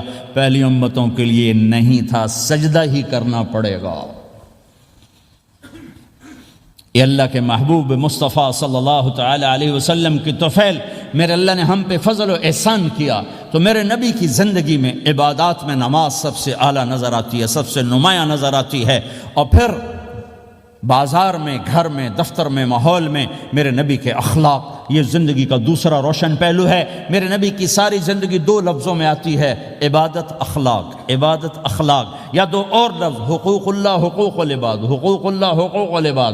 حقوق اللہ میں نماز سب سے اعلیٰ، اور حقوق العباد میں لوگوں کی برداشت کرنا، لوگوں سے درگزر کرنا، معاف کرنا، جھوٹ سے بچنا، دھوکے سے بچنا۔ میرے نبی سے پوچھا گیا یا رسول اللہ مسلمان کنجوس ہو سکتا ہے؟ ہم نے کہا ہو سکتا ہے۔ یا رسول اللہ مسلمان کمزور ہو سکتا ہے، بزدل ہو سکتا ہے، ڈرپوک ہو سکتا ہے؟ آپ نے کہا ہو سکتا ہے۔ یا رسول اللہ مسلمان جھوٹ بول سکتا ہے؟ آپ نے کہا نہیں، جھوٹ نہیں بول سکتا، جھوٹ نہیں بول سکتا۔ ہے میرے نبی نے فرمایا میرا امتی ہر گناہ کر سکتا ہے پر ایک جھوٹ نہیں بولے گا، ایک دھوکہ نہیں دے گا۔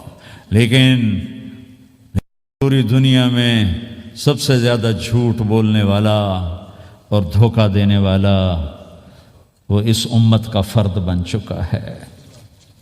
سب سے زیادہ دھوکہ دینے والے ہم بن گئے، سب سے زیادہ جھوٹ بولنے والے ہم بن گئے۔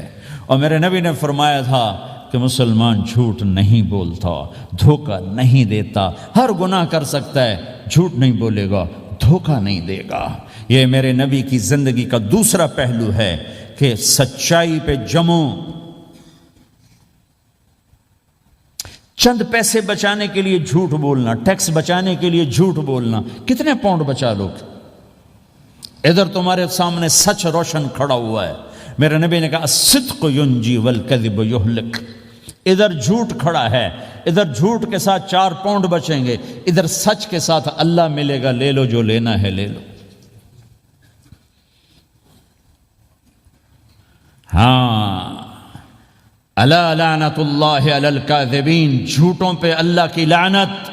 اس لعنت کے ساتھ 400 پاؤنڈ بچا لیے، 4000 بچا لیے، 4 ملین بچا لیے، 4 بلین بچا لیے، 4 ٹریلین بچا لیے، ساری دنیا کو بچا لیا، اور اوپر اللہ کی لعنت پڑی تو اللہ کی قسم گھاٹے کا سودا ہے۔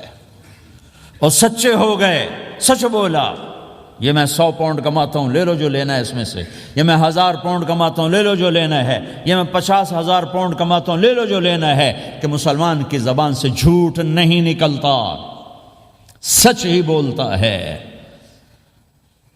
آپ تشریف لے جا رہے ہیں، ایک آواز ہے یا رسول اللہ، آپ نے یوں دیکھا کوئی نظر نہیں آیا، پھر آواز ہے یا رسول اللہ، تو آپ نے دیکھا کہ ہرنی ڈیئر چھوٹی وہ کھڑی ہوئی رسی میں بندھی، تو آپ نے کہا کیا ہوا؟ کہا جی آپ کا صحابی مجھے پکڑ کے لایا ہے، میرے چھوٹے چھوٹے بچے بھوک سے رو رہے ہوں گے، آپ مجھے چھوڑ دیں، میں بچوں کو دودھ پلا کے واپس آ جاتا، مجھے پتہ ہے میرے اللہ کی تقدیر میرے بارے میں کیا ہے۔ تو آپ نے کہا اگر تو واپس نہ آئی تو پھر؟ تو اس نے کہا مجھے اللہ جہنم میں ڈال دے۔ آپ نے اس کی رسی کھول دی، خود وہیں بیٹھ گئے، اس نے دوڑ لگائی اور پہاڑوں میں گم ہو گیا۔ تھوڑی دیر کے بعد وہ دوڑتی ہوئی آئی اور آ کے سر یا رسول اللہ میں حاضر ہو گیا۔ تو آپ نے اس کو باندھ کے وہیں آپ بیٹھ گئے نہیں۔ دیر کے بعد وہ صحابی آئے جو انہوں نے اس کو شکار کیا تھا، پکڑا تھا، تو کہنے لگے ان کا یا رسول اللہ آپ یہاں کیسے؟ کہ میں ایک درخواست لے کر آیا ہوں۔ کہ کیا؟ کہ یہ ہرنی مجھے ہدیہ کر دو۔ کہ یا رسول اللہ سب کچھ آپ کا ہے، کہ نہیں بس یہ ہدیہ کر دو۔ کہ یا رسول اللہ حاضر۔ تو آپ نے اس کو لے کر رسی اس کی گردن سے نکالی کہ جاؤ بچی اپنے بچوں کے پاس جا کے خوشی منا، سچ نجات دیتا ہے اور جھوٹ ہلاک کرتا ہے۔ ایک ہرنی جان کی بازی کھیل گئی سچ بولنے کے لیے، تم چند پونڈوں پہ جھوٹ بولتے ہو، ایمان کو برباد کر کے رکھ دیتے ہو۔ مسلمان جھوٹ نہیں بولتا، مسلمان دھوکہ نہیں دیتا، مسلمان کی زبان سے سخت بول نہیں نکلتا، کسی کو بے عزت نہیں کرتا، کسی کو کی بے اکرامی نہیں کرتا، کسی کا دل نہیں توڑتا، کسی کو ذلیل نہیں کرتا، خود سہتا ہے، اوروں کو خوشیاں دیتا ہے، خود دکھ سہتا ہے، اوروں کو راحت دیتا ہے، خود تکلیف سہتا ہے۔ یہ میرے نبی کے اخلاق ہیں، یہ میرے نبی کی زندگی ہے، اور یہ اسلام کا سب سے بڑا چیپٹر ہے اور سب سے مشکل چیپٹر ہے۔ جب میرے نبی نے لمبی نمازیں پڑھی تو اللہ نے روک دیا کہ میرے حبیب ما انزلنا علیک القرآن لتشقى، اتنی لمبی نماز نہ پڑھ کے تو تھک جائے۔ میرے نبی نے تبلیغ میں زور دکھایا تو اللہ نے روک دیا فلتذهب نفسك علیہم حسرات، میرے نبی اتنا غم نہ کر کے آپ خود ہی آہیں بھرتے بھرتے آپ مر جائیں۔ میرے نبی نے مال سارا خرچ کیا، اللہ نے اس سے بھی روک دیا وَلَا تَبْسُطْهَا كُلَّ الْبَسْطِ فَتَقْعُدَ مَلُومًا مَحْسُورًا، اتنا خرچ نہ کریں کہ آپ خود پھر دکھی ہو کے بیٹھ جائیں۔ خرچ کرنا بہت بڑا عمل، تبلیغ سب سے سارے عملوں کا سردار عمل، تبلیغ سے بڑا کوئی کام ہوتا تو اللہ نبیوں کو دیتا، اگر تبلیغ سے بڑھ کر کوئی کام ہوتا تو اللہ نبیوں کو دیتا، گشت سے بڑھ کر کوئی محنت ہوتی تو اللہ نبیوں کو دیتا۔ 950 سال نوح علیہ السلام گشتی کر رہے ہیں، اور اللہ کی مان لو، اللہ کی مان لو، اتنا عظیم عمل کا میرے نبی درمیانہ نماز سب سے بڑی عبادت، میرے نبی درمیانہ کام، لیکن جب میرے نبی نے اخلاق اچھے کیے، دشمن کو معاف کرنا۔ لیکن ایک آدمی آپ سوئے ہوئے تھے، آپ کی تلوار لٹکی تھی، ایک آدمی آیا، اس نے آپ کی تلوار اتاری اور یوں ہماری پسلی میں، آپ اٹھ کے بیٹھ گئے۔ اب وہ قتل کے ارادے کے لیے آ چکا ہے اور تلوار یہاں ہے، کہتا من یمنعک منی، اب بول تمہیں کون بچائے گا؟ تو آپ نے مسکراتے ہوئے کہا اللہ، تو اس کے ہاتھ سے تلوار گر پڑی، تو آپ نے اٹھا لی، آپ نے یوں سیدھی کی، اب تو بچا، تجھے کون بچائے گا؟ وہ کہنے لگا مجھے تو ہی بچائے گا، وہ تو اللہ کو جانتا نہیں تھا، کہا بابا مجھے تو ہی بچائے گا۔ تو آپ کہتے ہیں اس کا سر اڑا دو، یہ نبی کو قتل کرنے آیا ہے۔ میرے نبی نے فرمایا کلمہ پڑھتے ہو؟ کہا نہیں پڑھتا۔ کہا جاؤ معاف کیا۔ یہ میرے نبی کے اخلاق ہیں۔ 20 سال جنہوں نے قتل کے منصوبے بنائے، مکہ والے، جب آپ مکہ میں فاتحانہ داخل ہوئے، ابو سفیان سب سے زیادہ آپ کو دکھ پہنچانے والوں میں پیش تو آپ نے ابو سفیان کو عزت دی۔ جو ابو سفیان کے گھر میں داخل ہوگا اس کو کچھ نہیں کہا جائے گا۔ آپ تو ابو سفیان کو بلا کے سولی پہ لٹکاتے، اور آپ کہہ رہے ہیں جو ابو سفیان کے گھر میں جائے گا اسے کچھ نہیں کہا جائے گا، جو بیت اللہ میں ہوگا اسے کچھ نہیں کہا جائے گا۔ سارا مکہ سامنے، آپ یوں بیت اللہ کا دروازے پر یوں دونوں ہاتھ ایسے ٹکا کے کھڑے تھے، پھر آپ نے کہا میں کیا کروں گا اب تمہارے ساتھ؟ تو سہیل بن عمر نے کہا آپ کریم ہیں، کریم کے بیٹے ہیں، تو آپ نے کہا جاؤ میں نے معاف کیا۔ یہ اخلاق آج مٹ چکے ہیں، مردوں سے، عورتوں سے، علم والوں سے، خانقاہ والوں سے، تبلیغ والوں سے، سب زیرو ہوئے پڑے ہیں۔ جب تک یہ اخلاق زندہ نہیں ہوتے اسلامی زندگی قائم نہیں ہو سکتی، اسلامی معاشرت قائم نہیں ہو سکتی، اور دین دو چیزوں سے آگے پھیلتا ہے، ایک دعوت اور ایک اخلاق۔ دعوت اور اخلاق، دعوت اور اخلاق۔ دعوت نہیں ہوگی تو اخلاق وہیں پڑے رہ جائیں گے، اخلاق نہیں ہوں گے تو دعوت کوئی قبول نہیں کرے۔ میرے نبی نے کتنے معجزے دکھائے مکے میں، نہیں کلمہ پڑھا۔ بدر میں ان کے 70 مارے گئے، فرشتوں کو دیکھا، جبریل کے گھوڑے کی آواز سنی، کلمہ نہیں پڑھا۔ خندق میں شکست ہوئی، کلمہ نہیں پڑھا۔ پانی نکلتے دیکھا انگلیوں سے، کلمہ نہیں پڑھا۔ ایک بکرے کا ایک بازو پکایا، ایک بازو بکرے کا، ایک اگلا جو بازو ہوتا، اور 40 آدمیوں نے کھانا کھایا اور ایک بوٹی کم نہیں ہوئی، ایک بوٹی کم نہیں ہوئی، کلمہ نہیں پڑھا۔ لیکن جب میرے نبی نے کہا جاؤ معاف کیا تو سارے ہی کلمہ پڑھ گئے کہ واقعہ یہ اخلاق نبی کے ہو سکتے۔ حنین کی جنگ میں جب بھاگے لوگ، شکست ہوئی، تو ایک صحابی کا بھاگتے ہوئے پاؤں ہمارے نبی کے پاؤں پر آیا، اور جوتا سخت تھا، تو آپ نے کہا اوجعتنی، اور آپ کے ہاتھ میں چھڑی تھی، آپ نے اس کو یوں ماری، کہا اوجعتنی، ارے تو نے مجھے کتنا زیادہ درد پہنچایا، دکھ پہنچایا۔ وہ بیچارے پگھل کے رہ گئے اور پریشان ہو گئے، اور فرماتے ہیں سارا دن میں پریشان، ساری رات پریشان کہ اللہ کے نبی کو میں نے تکلیف پہنچائی، اب میرا کیا بنے گا۔ اگلا دن ہوا تو اعلان ہو رہا تھا بھائی جس کا پاؤں نبی کے پاؤں پہ آیا تھا اس کو اللہ کے نبی بلا رہے ہیں۔ تو صحابی کہنے لگے میں نے سمجھا بس اب میری تو دنیا بھی گئی اور آخرت بھی گئی، اب میرے اوپر کیس بنے گا اور مجھے ڈانٹ ڈپٹ بھی ہوگی، میرا کتنا بڑا گھاٹا نقصان ہوگا۔ یہ حاضر ہوئے ڈرتے ڈرتے، تو آپ نے فرمایا میرے بھائی کل میں نے تمہیں چھڑی ماری تھی، وہ مجھے معاف کر دینا، اور یہ 80 اونٹ تمہیں ہدیہ دیتا ہوں، 80 کیملز یعنی 80 پراڈو، 80 رینج روور کا یہ میری طرف سے تمہیں ہدیہ ہے۔ وہ حیران پریشان، یہ میرے نبی کے اخلاق ہیں، یہ میرے نبی کے اخلاق ہیں۔ کانٹے بچھانے والی نے 4 دن آنا چھوڑ دیا، بیمار ہو گئی تھی، تو آپ نے کہا کیا بات ہے، وہ ہمارے راستے میں اب کانٹے کوئی نہیں ہیں؟ کہا جی وہ بیمار پڑی ہے جو کانٹے بچھاتے تھے، تو آپ اس کے گھر چلے گئے، ماں جی خیریت تو ہے، آپ ٹھیک تو ہیں؟ کہا بیٹا مجھے کلمہ پڑھا دے، بس تیرے اخلاق نے مجھے فتح کر لیا ہے۔ میرے بھائیوں یہ چیپٹر بھول چکے ہیں، بھول چکے ہیں، بھول چکے ہیں۔ جب تک یہ چیپٹر زندہ نہیں ہوگا زندگی اسلامی نہیں بنے گی، معاشرہ اسلامی نہیں بنے گا، اور آگے قوموں کے لیے اسلام کا دروازہ نہیں کھلے گا۔ ہمیں معاف کرنا آتا ہو، ہمیں گالی دینے والے کو دعا دینا آتا ہو، غیبت کرنے والے کی تعریف آتی ہو، اور غیبت کرنے سے، غیبت سننے سے اپنے آپ کو ایسے بچاؤ جیسے زہر سے بچاتے ہو، اسے آگ سے بچاتے ہو۔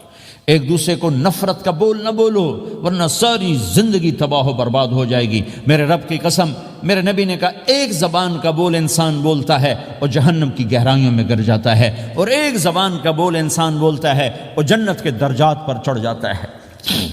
یہ زبان بہت طاقتور چیز ہے، میں ہر بیان میں اس کو دہرا رہا ہوں کہ جتنا یہ عمل ختم ہو چکا ہے اتنا کوئی عمل بھی نہیں ختم ہوا ہے۔ میرے نبی نے فرمایا معاذ تمہیں سارے دین کا خلاصہ بتاؤں؟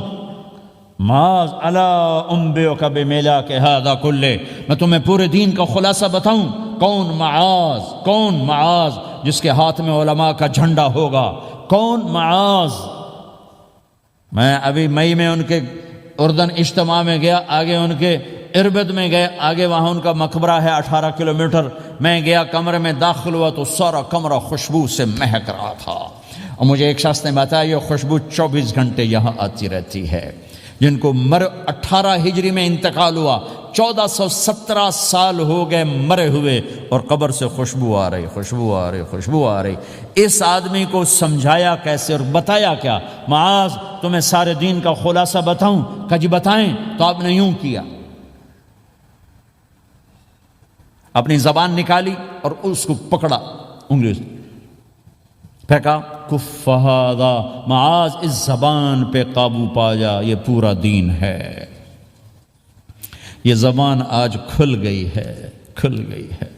حضرت لقمان علیہ السلام کا فرمان ہے، بیٹا میں چپ رہنے پہ کبھی نہیں پچھتایا، میں ہمیشہ اپنے بول پہ پچھتایا ہوں۔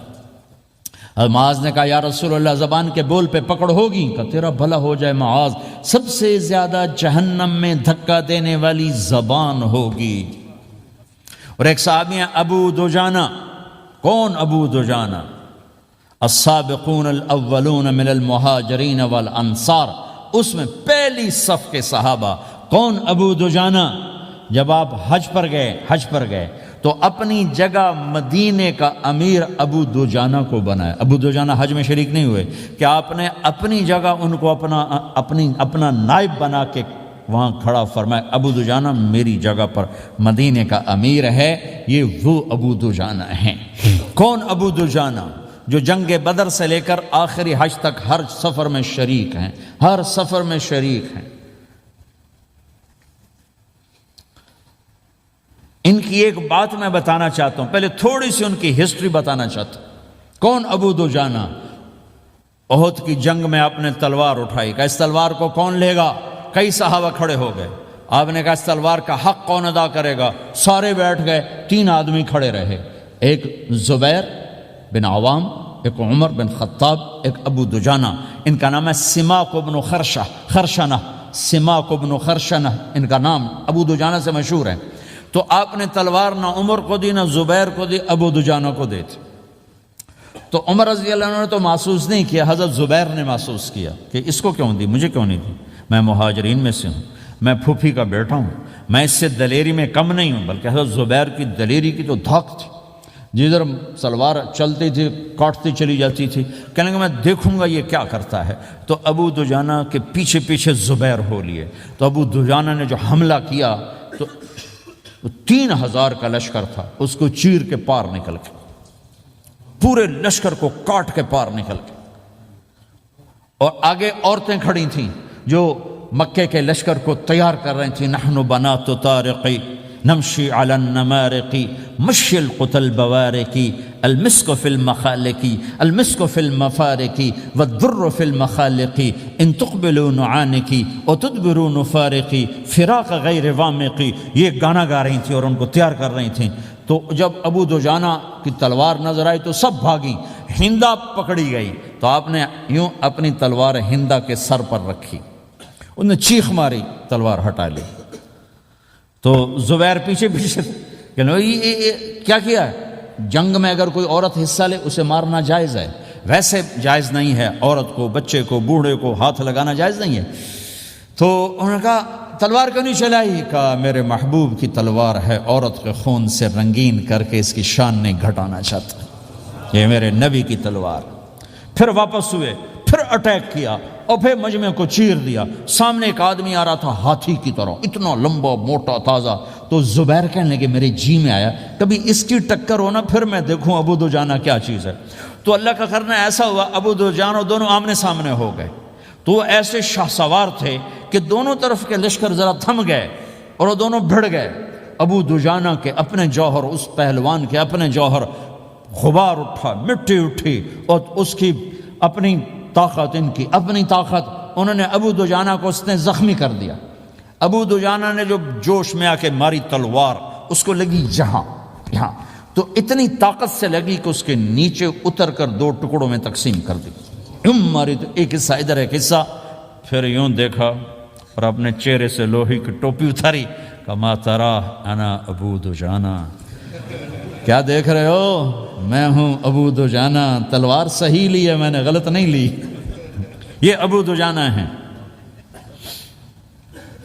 اور جب شکست ہو گئی احد کی جنگ میں، اور پھر 10-12 آدمی نے آپ کو گھیرے میں لیا ہوا تھا، ان میں ایک ابو بکر تھے، عمر تھے، علی تھے، طلحہ تھے، زبیر تھے، سعد بن ابی وقاص تھے، اور سہل بن حنیف تھے، عبادہ قتادہ بن نعمان تھے، اور ابو دجانہ تھے رضی اللہ تعالی عنہم۔ ان میں سے ایک ابو دجانہ بھی تھے۔ اور یمامہ کی جنگ میں ابو دجانہ شہید ہوئے، یمامہ کی جنگ میں شہید ہوئے۔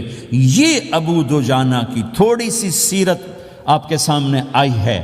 اس کے بعد اب آپ ان کے قول کو سنو تاکہ اس کا وزن آپ کے سامنے آئے۔ یہ بدر کے شریک ہیں. اللہ کے نبی نے کہا بدر کا صحابی جو مرضی کرے بخشا گیا. یہ صلح حدیبیہ کے شریک ہیں. اللہ نے قرآن میں کہا لقد رضی اللہ، میں ان سے راضی ہو گیا. یہ صحابی ہیں. اللہ نے کہا کلا وعد اللہ الحسنی، اے میرا نبی تیرے ہر صحابی کے لیے جنت کا وعدہ ہے. اور اب یہ کیا کہتے ہیں؟ یہ کیا کہتے ہیں لوگو؟ ان ارجع عملی عند، لوگو میرے پاس، ابو دجانہ میرے پاس بخشش کا سب سے بڑا عمل جانتے ہو کیا ہے؟ بدر نہیں، احد نہیں، حدیبیہ نہیں، خندق نہیں، خیبر نہیں، فتح مکہ نہیں، آخری حج نہیں. کیا ہے؟ کیا ہے لوگو؟ ان ارجع عملی عندی، میرے پاس آخرت میں بخشش کا سب سے بڑا عمل بس ایک ہے کہ ما آذیت احدا بلسانی، میں نے اپنی زبان سے کبھی کسی کو دکھ نہیں پہنچایا. ولا اجد فی قلبی غلا لاحد، اور میرے دل میں کسی کے لیے بغض کوئی نہیں ہے، بس یہ میری بخشش کا عمل ہے.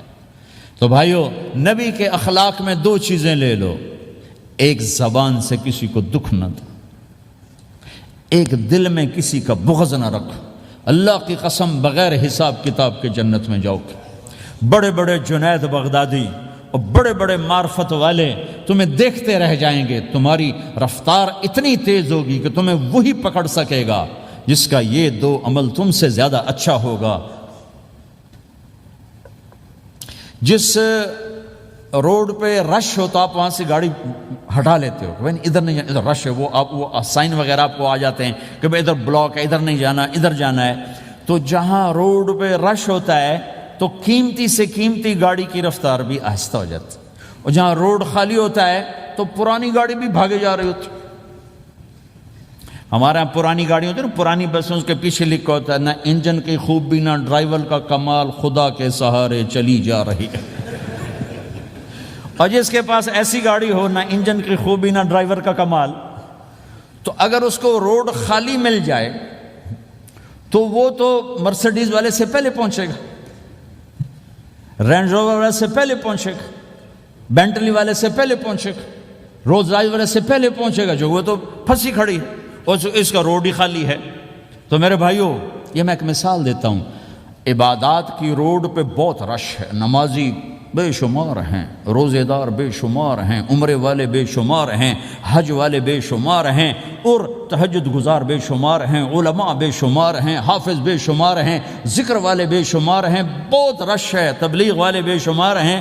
لیکن جو اخلاق والا روڈ ہے نا، یہ خالی پڑا ہے. اس پہ موٹر زوکی پہ چڑھ کے آ جاؤ تو سب سے آگے نکل جاؤ، سائیکل پہ چڑھ کے آ جاؤ تو سب سے آگے نکل جاؤ، کہ روڈ ہی خالی ہے. اخلاق کا روڈ خالی ہے. غصے کو پینا، دکھ دینے والے کے سامنے، درد دینے والے کو خوشیاں دینا، گالی دینے والے کو دعا دینا، کرو تو صحیح. میرے رب کی قسم، اس میں وہ لذت ہے، وہ لذت ہے کہ ساری دنیا کی لذتیں تمہیں بھول جائیں گی اگر یہ لذت تمہیں مل گئی. پی جا ایام کی تلخی کو بھی ہنس کے ناصر، غم کے سہنے میں بھی قدرت نے مزہ رکھا ہے. اپنے لہو کے گھونٹ پی، زخم پہ زخم کھا کے جی، آہ نہ کر لبوں کو سی، عشق ہے دل لگی نہیں، سینے پہ تیر کھائے جا، آگے قدم بڑھائے جا، یعنی زبان حال سے کہہ دے کہ ہاں ستائے جا. آج اخلاق کوئی نہیں ہے، میں تو روتا پھرتا ہوں. تبلیغ میں نکلو نکلو نکلو، خانقاہوں میں ذکر ذکر ذکر، اور مدرسوں میں فقہ فقہ فقہ. کوئی تو اس سبق کو بھی، یا اور بھی دکھ ہیں زمانے میں محبت کے سوا، راحتیں اور بھی ہیں وصل کی راحت کے سوا. جس دن امت کے اخلاق زندہ ہوئے، آپ اسلام کی بہار دیکھو گے. اگر اپنے گھر میں خوشیاں لانا چاہتے ہو تو اللہ کی قسم بڑے گھر سے نہیں آئے گی، کوئی 5 لاکھ پاؤنڈ کی گاڑی سے خوشی نہیں آئے گی، کوئی بہت بڑا عالی شان بنگلہ بنانے سے خوشی نہیں آئے گی. تمہارے اخلاق سے گھر میں خوشی آئے گی. اگر بیوی کا سلوک تمہارے ساتھ اچھا ہے، تمہارا سلوک بیوی کے ساتھ اچھا ہے، اس گھر میں خوشی ہے. بیوی کا بول بدتمیز ہو تو خامند کی زندگی برباد، خامند کا بول بدتمیز ہو تو بیوی کی زندگی برباد. اولاد بد اخلاق ہو تو ماں باپ کی زندگی برباد، ماں باپ میں سختی ہو تو اولاد کی زندگی برباد، بھائی بھائی میں بول میں سختی ہو تو بھائی کی زندگی برباد، بہن بھائیوں میں سختی ہو تو بہن بھائی کی زندگی برباد، نیبر کے ساتھ سختی ہو تو نیبر کی زندگی برباد۔ میرے نبی نے فرمایا ما آمن بی من بات شبعان و جارہ جاع، وہ میرے اوپر ایمان لایا ہی نہیں جو خود پیٹ بھر کے کھائے اور پڑوسی بھوکا ہو۔ واللہ لا یؤمن واللہ لا یؤمن واللہ لا یؤمن، 3 دفعہ اللہ کی قسم ایمان والا نہیں، اللہ کی قسم ایمان والا نہیں، اللہ کی قسم ایمان والا نہیں۔ کون یا رسول اللہ؟ الذی لا یأمن جارہ بوائقہ، جو پڑوسیوں کو تنگ کرے وہ ایمان والا نہیں ہے۔ میرے بھائیوں یہ چیپٹر مٹ چکا ہے، کہیں نہیں دیکھنے کو ملتا ہے۔ ایسا نہیں کہ دنیا خالی ہو گئی ہے، لیکن 1 کروڑ میں 1 ملا تو کیا ملا، 1 کروڑ میں بھی 1 نہیں ملتا۔ میں بڑے لمبے سفر کر کر کے اس نتیجے پر پہنچا ہوں کہ 1 کروڑ مسلمان اکٹھے کروں، اس میں لاکھوں تہجد گزار ہوں گے، لاکھوں 5 وقت کے نمازی ہوں گے، اس میں لاکھوں عمرے حج کرنے والے ہوں گے، اس میں لاکھوں علماء حفاظ ہوں گے، لیکن شاید اخلاق والا ایک بھی نہ۔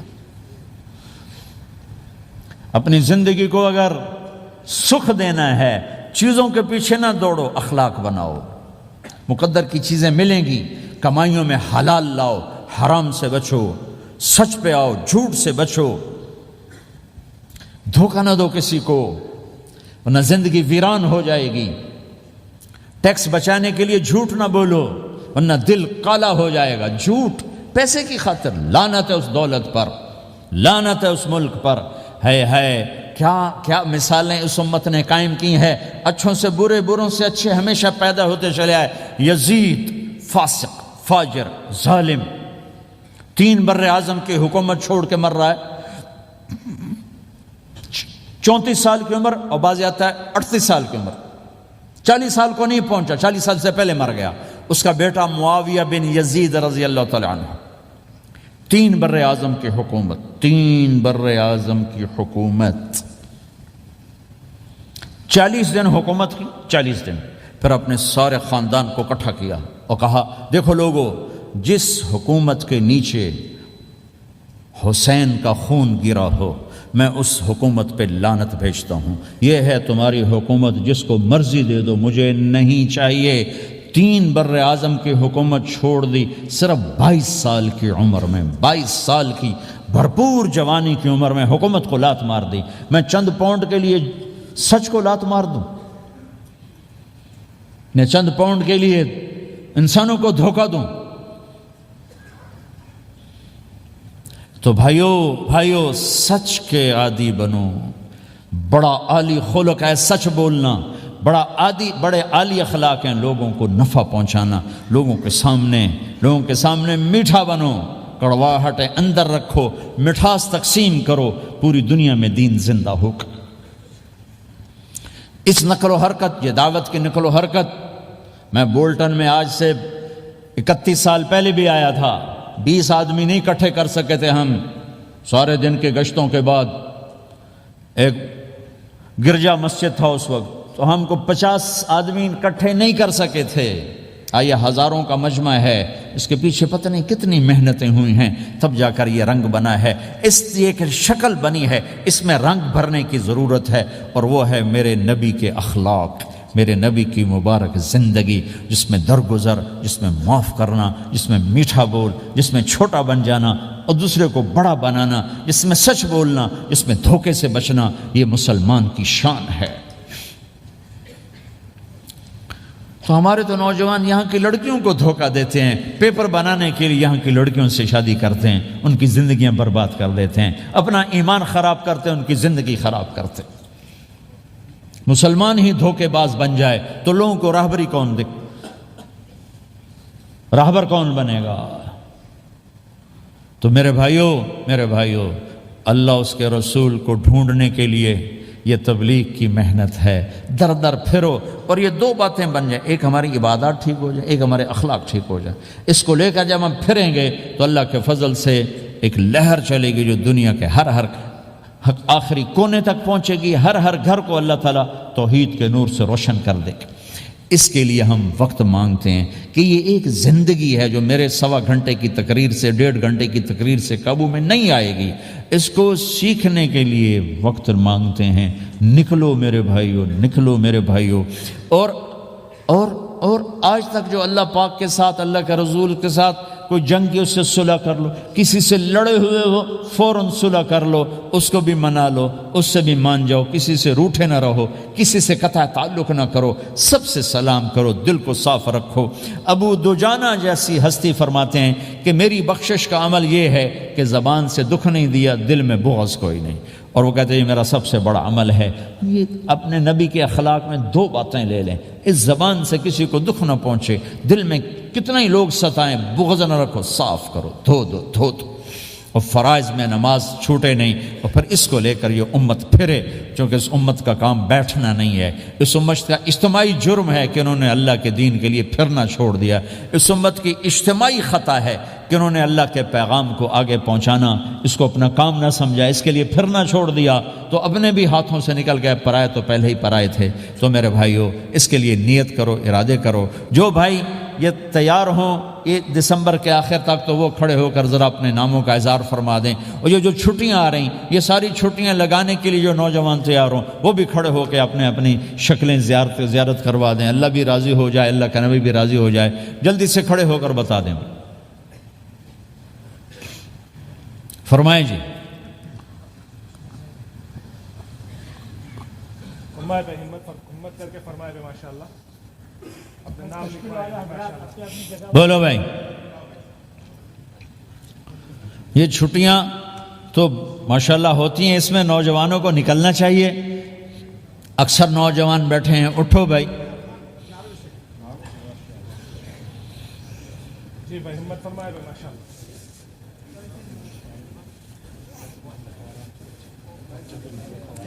جلدی فرمائے بھائی، جلدی فرمائے۔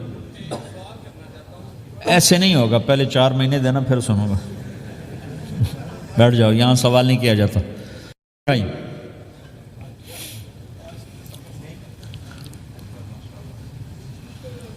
جلدی سے بتائیں بھائی، جلدی سے بتائیں بھائی۔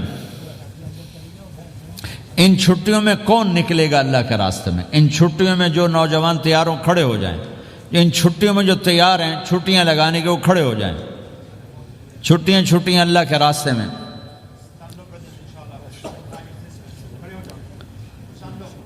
ہاں بھائی، فرمائیں جی، فرمائیں جی بھائی۔ اور آپ کے لیے آسان کر دیتا ہوں، آج کیا تاریخ ہے بھائی؟ 22 نومبر۔ اگلے سال 22 نومبر تک اللہ زندگی رکھے، جو بھائی چلے 4 مہینے کے لیے تیار ہوں وہ کھڑے ہو جائیں۔ 1 سال کے اندر انشاءاللہ ہم جائیں گے، وہ بھائی کھڑے ہو جائیں۔ 1 سال کے اندر انشاءاللہ ہم نے جانا ہے، ترتیب بنانی ہے، وہ کھڑے ہو جائیں۔ زندگی میں جو کہیں گے ہم نکلیں گے وہ بھی کھڑے ہو جائیں۔ چلو سارے بیریئر ہٹا دیتا ہوں، لو بھائی سب کی تشکیل ہو، بیٹھ جاؤ بھائی، ماشاءاللہ بیٹھ جاؤ بھائی، بیٹھ جاؤ بھائی، بیٹھ جاؤ بھائی۔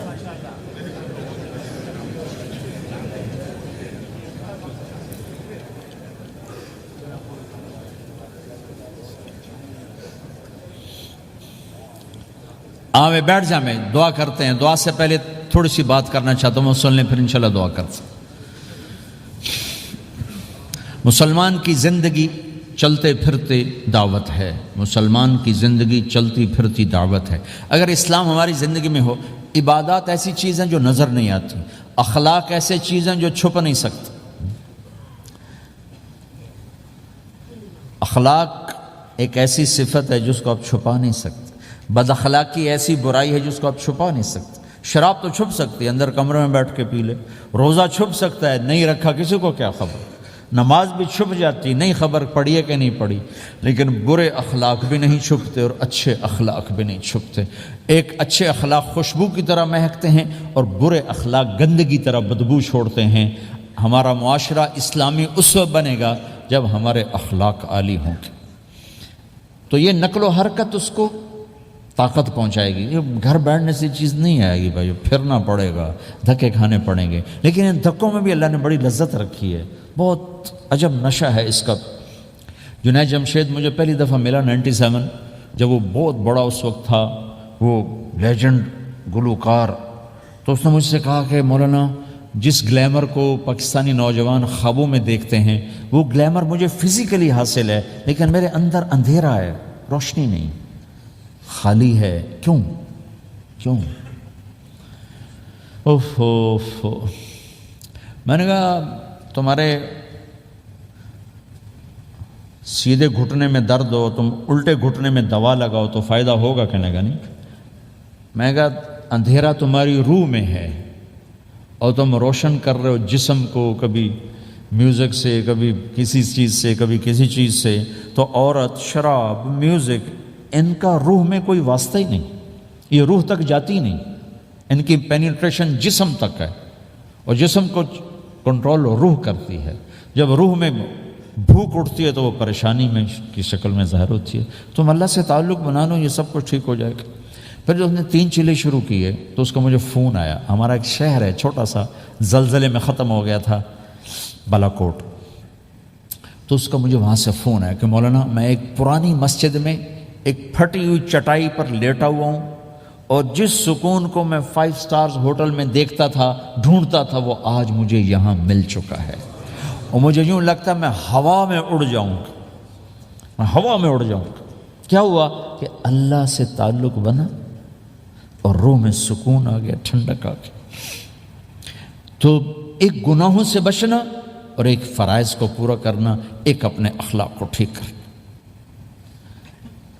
یہ چند ایک کام ہیں جو کر لے گا اللہ اسے آباد کر دے گا. جہاں ہو نماز نہ چھوٹے, رمضان آ جائے روزے نہ چھوٹیں, زکوٰۃ فرض ہو جائے خوشی سے ادا کریں, اپنی کمائیوں کو حلال پہ لائیں, غلط کاغذات سے, غلط پیپر سے, غلط ہیرا پھیری سے پیسہ نہ بنائیں. یہ پیسہ تباہی کے سوا کچھ نہیں لاتا. اپنی حلال کمائی کرو, کہ میرے نبی کا فرمان ہے جو صبح سے شام تک حلال کمانے میں تھکتا ہے اس کے اس دن کے سارے گناہ معاف ہو جاتے. سعد بن معاذ بیٹھے تھے, ان کے ہاتھوں پر اللہ کے نبی کی نظر پڑی تو ہاتھ بڑے سخت تھے. تو آپ نے کہا سعد تیرے ہاتھ اتنے سخت کیوں ہیں؟ کہا جی میں اپنے باغ میں خود کام کرتا ہوں, اس سے یہ سخت ہو گئے. تو آپ نے سعد کا ہاتھ پکڑا اور ایسے چوما اور کہا اپنے بچوں کو حلال کھلانے میں, بچوں کو حلال کھلانے میں جو ہاتھ ایسا ہو جائے گا اس پہ جہنم کی آگ حرام ہو جائے گی. کہ بھائیو حلال, جھوٹ نہ داخل کرو. چاہے کتنے بڑے مفتی فتویٰ دیں کہ ٹیکس بچانے کے لیے جھوٹ بولنا جائز ہے, میں کہتا ہوں نہیں, سچ. 2 سودے ہیں, ایک طرف چند 100 پاؤنڈ ہیں, ایک طرف سچ ہے. جس کو لینا ہے لے لو. سچ کو لوگے تو اللہ کے قدموں میں چلے جاؤ گے, اللہ کے حبیب کی چھاؤں میں چلے جاؤ گے, اللہ کی چھاؤں میں چلے جاؤ گے. جھوٹ, ہاں صرف جھوٹ بولنا جائز ہے. 2 بھائی لڑ پڑے, ان میں صلح کرانے کے لیے جھوٹ بولنا جائز ہے. میاں بیوی لڑ پڑیں تو بیوی کو منانے کے لیے خاوند جھوٹ بول سکتا ہے, خاوند کو منانے کے لیے بیوی جھوٹ بول سکتی. اس کے علاوہ جھوٹ نہیں ہے. سچ کے ساتھی بنو. اللہ کی قسم وہاں سے رزق آئے گا جہاں سے وہم و گمان بھی نہیں. پھر آپ اس حکومت کو دھوکہ دیتے ہو جو آپ کی ہمدرد. ہماری حکومتیں تو خود بھی چور ہیں تو ان کو چور پڑے ہوئے, چوروں کو چور پڑے ہوئے. تمہاری حکومتیں تو چور نہیں ہیں, تو تم پہ خرچ کرتے ہیں. ان سے بینیفٹ لینا ہو تو پیچھے ہو, ان کو ٹیکس دینا ہو تو کہتے ہو کدھر لکھا ہے شریعت میں ٹیکس دینا جائز ہے؟ کیا لکھا ہوا ہے؟ آگے مفتی بھی بیٹھے ہوئے فتوے دینے کے لیے. جب ان سے نفع اٹھاتے ہو تو ان کو نفع پہنچاؤ, ان سے سہولتیں لیتے ہو ان کو سہولت پہنچاؤ. یہ تمہارے خرچ کرنے میں دیانتدار ہیں, ان کے ساتھ بددیانتی نہ کرو. مسلمان ہو اور دھوکہ, یہ 2 چیزیں جوڑ نہیں سکتی. اپنی عیاشی تھوڑی کم کر دو تو اللہ اس میں برکت دے گا. آپس میں کبھی اونچ نیچ ہو جائے فوراً صلح کرو, لڑائی پہ باقی نہ رہو کہ جی ہم نے بات نہیں کرنی, ہمارا سلام دعا ختم. ایسا کبھی نہ کرو. اونچ نیچ ہوتی ہے لیکن فوراً صلح کرو. ماں باپ میاں بیوی کٹھے رہتے ہیں تو ہمارا سسرالی معاشرہ بہت سخت قسم کا ہے. ماں باپ اتنی مداخلت کرتے ہیں بچے میں کہ ان کی زندگی تباہ کر دیتے. ساس سسر بہو پہ اتنا حق جتلاتے ہیں کہ خاوند کا بھی اتنا حق نہیں رہ جاتا, اس سے زندگی ٹوٹ جاتی. اگر سسر ہو بہو کو عزت دو, ساس ہے بہو کو عزت دے, بہو ہے ساس سسر کو عزت دے. لیکن اللہ کی قسم ساس اور سسر کا بہو پہ کوئی شرعی حق کوئی نہیں. میرے بچے کی شادی ہوئی, میں نے اپنی بیوی سے کہا بات سنو, ہم کسی کی بیٹی کو لے کے آ رہے ہیں, اگر ماں بن کے دکھاؤ گی تو میں یہاں اس کو لاؤں گا, اور اگر ماں بن کے نہیں دکھانا تو میں اس کو الگ گھر دیتا ہوں, تاکہ ہم اس کی زندگی میں دخل انداز نہ ہوں, ہم ان کی زندگی کو خراب نہ کریں. اگر کسی کے پاس الگ گھر دینے کی وسعت نہیں ہے تو وہ خود تو الگ ہو سکتا ہے کہ نہیں ہو سکتا؟ ایک ہی گھر میں رہتے ہیں, الگ گھر کی وسعت نہیں, تو دونوں باہر نکل جاؤ, بچوں کی زندگی سے باہر نکل جاؤ, اپنا ان پر حاوی نہ کرو, ورنہ آپ خود بھی برباد ہو جاؤ گے, ان کو بھی برباد کر دو. کتنی طلاقوں کے پیچھے ساس اور سسر ہیں, کتنی طلاقوں کے پیچھے میاں بیوی کی آپس کی بدتمیزی ہے کہ اس ماحول میں برداشت کرنے کا رواج ہی ختم ہو گیا. برداشت نہیں کرنا, بڑا نقصان سہنا ہے, چھوٹا نہیں سہنا. ڈائمنڈ کیسے بنتا ہے؟ ڈائمنڈ کاربن ہے. وہ ڈائمنڈ کیسے بنتا ہے؟ وہ پریشر کو برداشت کرتا, اللہ چمکا کے اسے ڈائمنڈ بنوا دیتا. تو نوجوانوں کے ذمے ہے کہ اپنی بیوی کو پروٹیکشن دیں ماں باپ سے. ماں باپ زیادتی کریں سامنے آ جائیں, ہاتھ جوڑیں, پاؤں پکڑیں, بدتمیز نہ ہوں کہ ابا جی میں آپ کا حکم, اب مجھے اس کا کیا کرنا ہے, اماں جی اب مجھے فرمائیں میں کیا کرنا ہے, میرے ذمے ہے, اس کے ذمے نہیں ہے. بیوی زیادتی کرنے لگے تو اس کے سامنے ہو جاؤ, دیکھو بیگم یہ تیرا میرا رشتہ ٹوٹ سکتا ہے, ماں باپ کا رشتہ ٹوٹ نہیں سکتا ہے. ماں باپ کا وہ رشتہ ہے جسے توڑا نہیں جا سکتا. نکاح تو ایک بول پہ ٹوٹ جاتا ہے. میں تیری ہر ضرورت پوری کروں گا, لیکن تو میرے ماں باپ کے لیے تکلیف کا باعث نہ بن. یہ مرد کی ذمہ داری ہے. ہم یہ معاشرہ بھلا چکے ہیں. ہمارے پڑوسی ذمہ دار تھے, ان کے بچے کے نکاح میں گیا تو وہ مجھ سے کہنے لگے مولانا میری بیگم نے مجھ سے کہا کہ دیکھو ہم زندگی گزار چکے ہیں, اب یہ بچے زندگی شروع کرنے لگے ہیں, تو پہلے میرے بیٹے کے لیے الگ گھر بنا اور اس کی بیوی کی ڈولی کو وہاں لے کے آ, میرے گھر میں نہ لانا, کہ ایسا نہ ہو ہم میاں بیوی بچوں کی زندگی خراب کر دیں.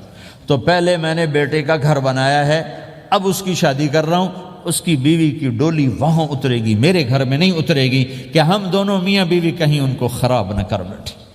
اور ہر آدمی کے پاس تو اتنے وسائل نہیں ہیں کہ وہ الگ گھر دے, لیکن یہ وسائل تو سب کے پاس ہیں کہ ان کی زندگی سے نکل جائے. ہاں ان میں کوئی کھٹ پٹ ہو جائے تو صلح کرانے آئیں, لیکن ہوتا کیا ہے کہ لڑکے کے ماں باپ اپنے بیٹے کے حمایتی ہوتے ہیں, لڑکی کے ماں باپ اپنی بیٹی کے حمایتی ہوتے ہیں, اور آپس میں جنگ شروع ہو جاتی. نہ یہ نیچے ہوتا ہے نہ وہ نیچے ہوتا. نئی شادی ہوتی, زندگی گزارنے کا پتہ نہیں ہوتا, ٹھوکریں کھاتے ہیں, تو ان کو سنبھالنے کی ضرورت ہوتی ہے. لیکن ہوتا کیا ہے کہ ماں باپ اپنے بیٹے کے کان میں نہ بیوی کی شکایتیں لگاتے رہے, یہ کرتی ہے, یہ کرتی ہے, یہ کرتی ہے, اور وہ بچی کو اس کے ماں باپ کہتے رہے یہ کرتے ہیں, یہ کرتے ہیں, یہ کرتے ہیں. زبان پر ٹیپ لگا لو تو آپ کی زندگی روشن ہو جائے, آپ کا جیون خوبصورت ہو جائے.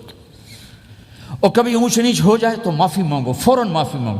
میاں بیوی لڑ پڑیں اور پھر صلح کر لیں, تو اللہ کو یہ عمل اتنا پسند ہے کہ ان کی صلح پر پچھلے سارے گناہ ان کے معاف کر دیتے. قرآن کی ایک آیت اتری ہی میاں بیوی کی لڑائی پر تھی. ایک خاوند اپنی بیوی پہ بڑے ناراض ہو گئے, مسجد میں بیٹھے انہوں نے نیت کی گھر جاؤں گا اور بیوی کی ٹھکائی کروں گا. یہ انہوں نے نیت کی, مسجد میں بیٹھے نیت کی گھر جاؤں گا, میں انہوں چنگا لتر پھیرنا ہے.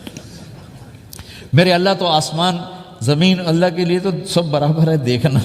تو اللہ پاک نے اسی وقت قرآن اتارا, اسی وقت یا ایھا الذین آمنوا ان من ازواجکم و اولادکم عدوا لکم فاحذروہم.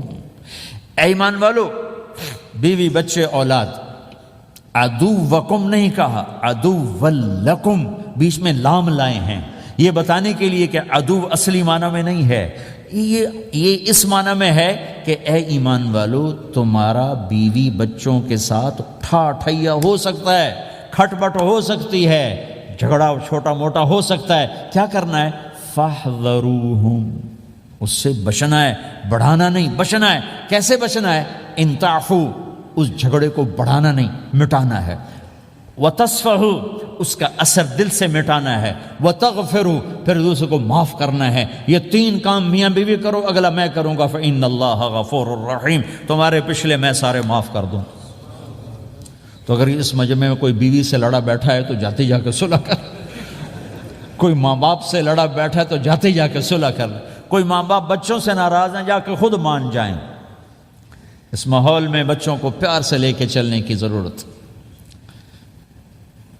میرے نبی کی زندگی محبت کا شاہکار ہے، ساری زندگی کسی کو ڈانٹا نہیں، ساری زندگی کسی کو ڈانٹا نہیں، اپنی وجہ سے، کسی پہ ہاتھ نہیں اٹھایا، اپنی وجہ سے۔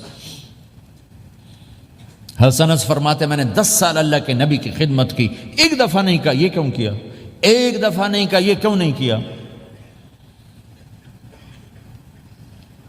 تو بھائیو، یہ خوبصورت زندگی ہے۔ آپ کے ہاں تو خادم نہیں ہوتے، سارا گھرانہ ہی خادم ہوتا ہے۔ تو میں پاکستان میں ہوں تو میں اگلا چیپٹر بیان کرتا ہوں کہ نوکروں کے ساتھ بھی اچھا سلوک کرو۔ وہ یہاں ہے ہی نہیں، تو آپ پہ ہی بانڈے مانجنے، آپ پہ ہی ٹوائلٹ صاف کرنا ہے، آپ پہ ہی گڈی صاف کرنی، ڈرائیور بھی آپ پہ تھے، مالک بھی آپ پہ، پٹرول بھی آپ پہ پاؤ بھائی، چنگا انگلینڈ ہے، پٹرول بھی آپ پہ پاؤ، ہوا بھی آپ پہ بھرو۔ 2.5 لاکھ کی گاڑی یا ڈرائیور آپ پہ، ہماری 2.5 لاکھ پاؤنڈ کی، ہماری 2.5 لاکھ کی سزوکی ہوتی ہے، ہمارا نوکر بیٹھا گاڑی چلا رہا تھا۔ نوکر تو اللہ کی بڑی نعمت ہے، تم اس سے محروم ہو۔ کچھ اس کے فائدے بھی ہیں، کچھ نقصان بھی ہیں، لیکن فائدے زیادہ ہیں۔ ہمارے بچے اتنے سست ہو جاتے ہیں کہ پانی کا گلاس کہو تو اٹھ کے ہی نہیں دیتے، وہ آگے نوکر کو بلاتے۔ میری اپنی، میرے ابا جی مجھے کوئی کام کہتے، پتر جا میں نا انہوں صد کیا، تو میں جا ابا جی آندھا انہوں صد کیا، میں خود نہیں جاتا، ایسی سستی پڑ جاتی۔ یعنی تمہیں اپنی حماقت سے بتا رہا ہوں۔ سردی میں لیٹا ہوا تھا تو میری رضائی گر گئی، تو میں نے باہر سے نوکر بلایا، میں کہو بشیرہ او جی اور ہمیں نا رضائی میرے اتے پا، تو اپنا سنا رہا ہوں۔ لیکن آپ جہاں جاب کرتے ہیں، وہاں دیانتداری سے جاب کرو، دھوکہ نہ ہو، فریب نہ ہو، فراڈ نہ ہو۔ آپ بھی کہیں ملازم تو ہیں، کہیں کام کر رہے ہیں، کوئی آپ کی دکان پہ کام کر رہا ہے، گھروں میں کام کرنے والے ہیں، دکانوں پہ کام کرنے والے تو ہیں۔ اور جن لوگوں کے پاس پیپر نہیں ہوتے، ان کو اتنے تھوڑے پیسے دیتے ہیں کہ وہ بیچارے روٹی بھی نہ کھا سکے، کہ بھائی یہ لینے، چونکہ ان کو پتہ ہے کہ بیچارہ پھنسا ہوا ہے اور کہیں نہیں جا سکتا ہے۔ تو ایسا نہ کرو، یہ ظلم نہ کرو۔ اول تو ایسے لوگ رکھو نہیں، تمہارے لیے قانون اس کی گنجائش کوئی نہیں۔ لیکن اگر کوئی اس طرح رکھتا ہے تو پھر یہ ظلم نہ کرے کہ 100 کی بجائے 10 پاؤنڈ دے رہا ہو کہ بھائی لینے تو لے لو، اس کو پتہ ہے اس بیچارے نے کہیں نہیں جانا۔ ایسے ظالم نہ بنو۔ وہ ہمارے ہاں کرائسس چل رہا ہے بہت زیادہ، تو جو بیچارہ پھنس جاتا ہے نا، تو اپنی پراپرٹی بیچنے پر آتا ہے، تو اس کی 1 کروڑ کی پراپرٹی کے 20 لاکھ لگاتے ہیں۔ میں گزر رہا تھا مال ٹاؤن میں، ایک دوست کے پاس ٹھہرا تھا، وہ پراپرٹی ڈیلر تھا۔ تو ہم صبح واک کر رہے تھے تو ایک گھر کے قریب سے گزرے، کوئی 6 کنال کا گھر تھا۔ مجھ سے کہنے لگا مولانا اس گھر کی قیمت ہے 24 کروڑ۔ 24 کروڑ کا گھر ہے فزیکلی، لیکن اس کا مالک پھنس چکا ہے قرضوں میں، اب اس کو بیچنا چاہتا ہے۔ تو 18 کروڑ سے اوپر 1 پیسہ نہیں کوئی لگا رہا، اور یہ اس بیچارہ بیچے گا، یہ 8 کروڑ کا لاس لے کر، 6 کروڑ کا لاس لے کر بیچے گا، چونکہ یہ پھنس چکا ہے۔ میں نے کہا اگر میرے پاس پیسے ہوتے تو میں اس کا 24 کروڑ کا گھر لیتا 30 کروڑ کا، کہ 24 کروڑ اس کے قرضے میں جاتے اور 6 کروڑ سے اپنا الگ کاروبار کر لیتے۔ مسلمان تو مظلوم کی مدد کرتا ہے، مسلمان تو دکھی کی مدد کرتا ہے، نہ کہ مصیبت زدہ کو اور لوٹ لینا، مرے نو مارے شاہ مدار، یعنی مصیبت زدہ پر اور مصیبت ڈالنا۔ بھائیو یہ وہ خوبصورت اخلاق ہیں، اپناؤ گے اللہ چمکائے گا، اللہ اس جہان کی عزت دے گا۔ اور ایک آخری میری بات ہے، بہت بڑا مجمع ہے، بہت سارے نوجوان نظر آ رہے ہیں، آج تک جو اللہ رسول سے جنگ کی اس سے صلح کر لیں، جو گناہ کی اس سے معافی مانگ لیں۔ ادھر ہم معافی مانگیں ادھر اللہ معاف کر دے گا، ادھر ہم توبہ کریں گے ادھر اللہ معاف کر دے گا۔ اور آپ تو ماشاءاللہ سارے بہت اچھے بیٹھے ہوئے ہیں۔ میرا ایک شاگرد ہے مولوی امجد، کراچی میں امام مسجد، اس کے پڑوس میں ایک عورت تھی، وہ لڑکیاں سپلائی کرنے کا کام کرتی تھی۔ کتنا ذلیل کام ہے، اور سال ہا سال سے اس کے بیٹے سے اس میرے شاگرد نے دوستی لگائی اور میرے بیان کی کیسٹ دے دی، کہا بھائی یہ سن لینا، میرے استاد جی کی کیسٹ ہے۔ اس نے گھر میں جا کے لگا لی، اس کی ماں چلتے پھرتے کانوں میں آواز پڑ رہی ہے، آخر وہ آ کے بیٹھ گئی، کہنے لگی سنا، مجھے بھی سنا۔ تو اس نے سارا سنا، پھر کہا دوبارہ سنا، پھر سنا، کہا دوبارہ سنا، پھر سنا۔ تو کہنے لگی یہ کون ہے؟ کہا پتہ نہیں کون، تمہیں کس نے دی؟ کہا یہ امام مسجد نے۔ تو بچے کا ہاتھ پکڑا اور آ گئی دروازے پر، اس وقت لوگ تراویح پڑھ کے باہر نکل رہے تھے، کہنے لگے میں نے امام صاحب سے ملنا ہے۔ وہ آ گئے، کہا جی یہ کیسٹ آپ نے دی؟ کہا جی۔ یہ کون ہے؟ کہا میرے استاد ہیں۔ کیا نام ہے؟ طارق جمیل۔ اچھا، انہوں نے توبہ کی بڑی بات بتائی ہے، تمہیں پتہ ہے نا میرا کیا کام ہے؟ ہاں۔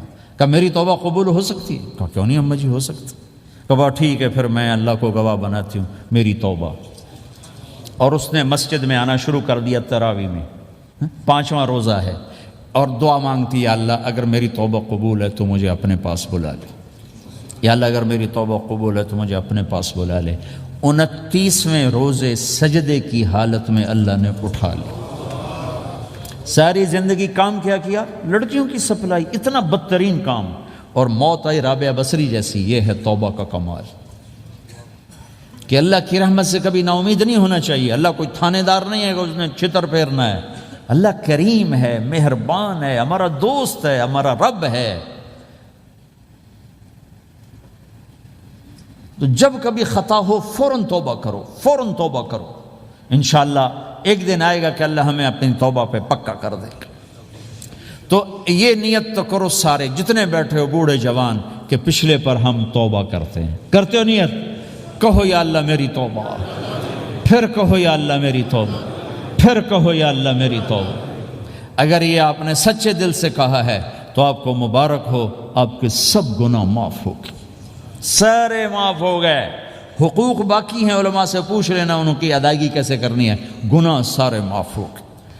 اور آئندہ اگر کبھی توبہ ٹوٹے تو پھر کر لینا، پھر کر لینا، پھر کر لینا، میرے رب کی رحمت پہ کوئی اثر نہیں پڑتا۔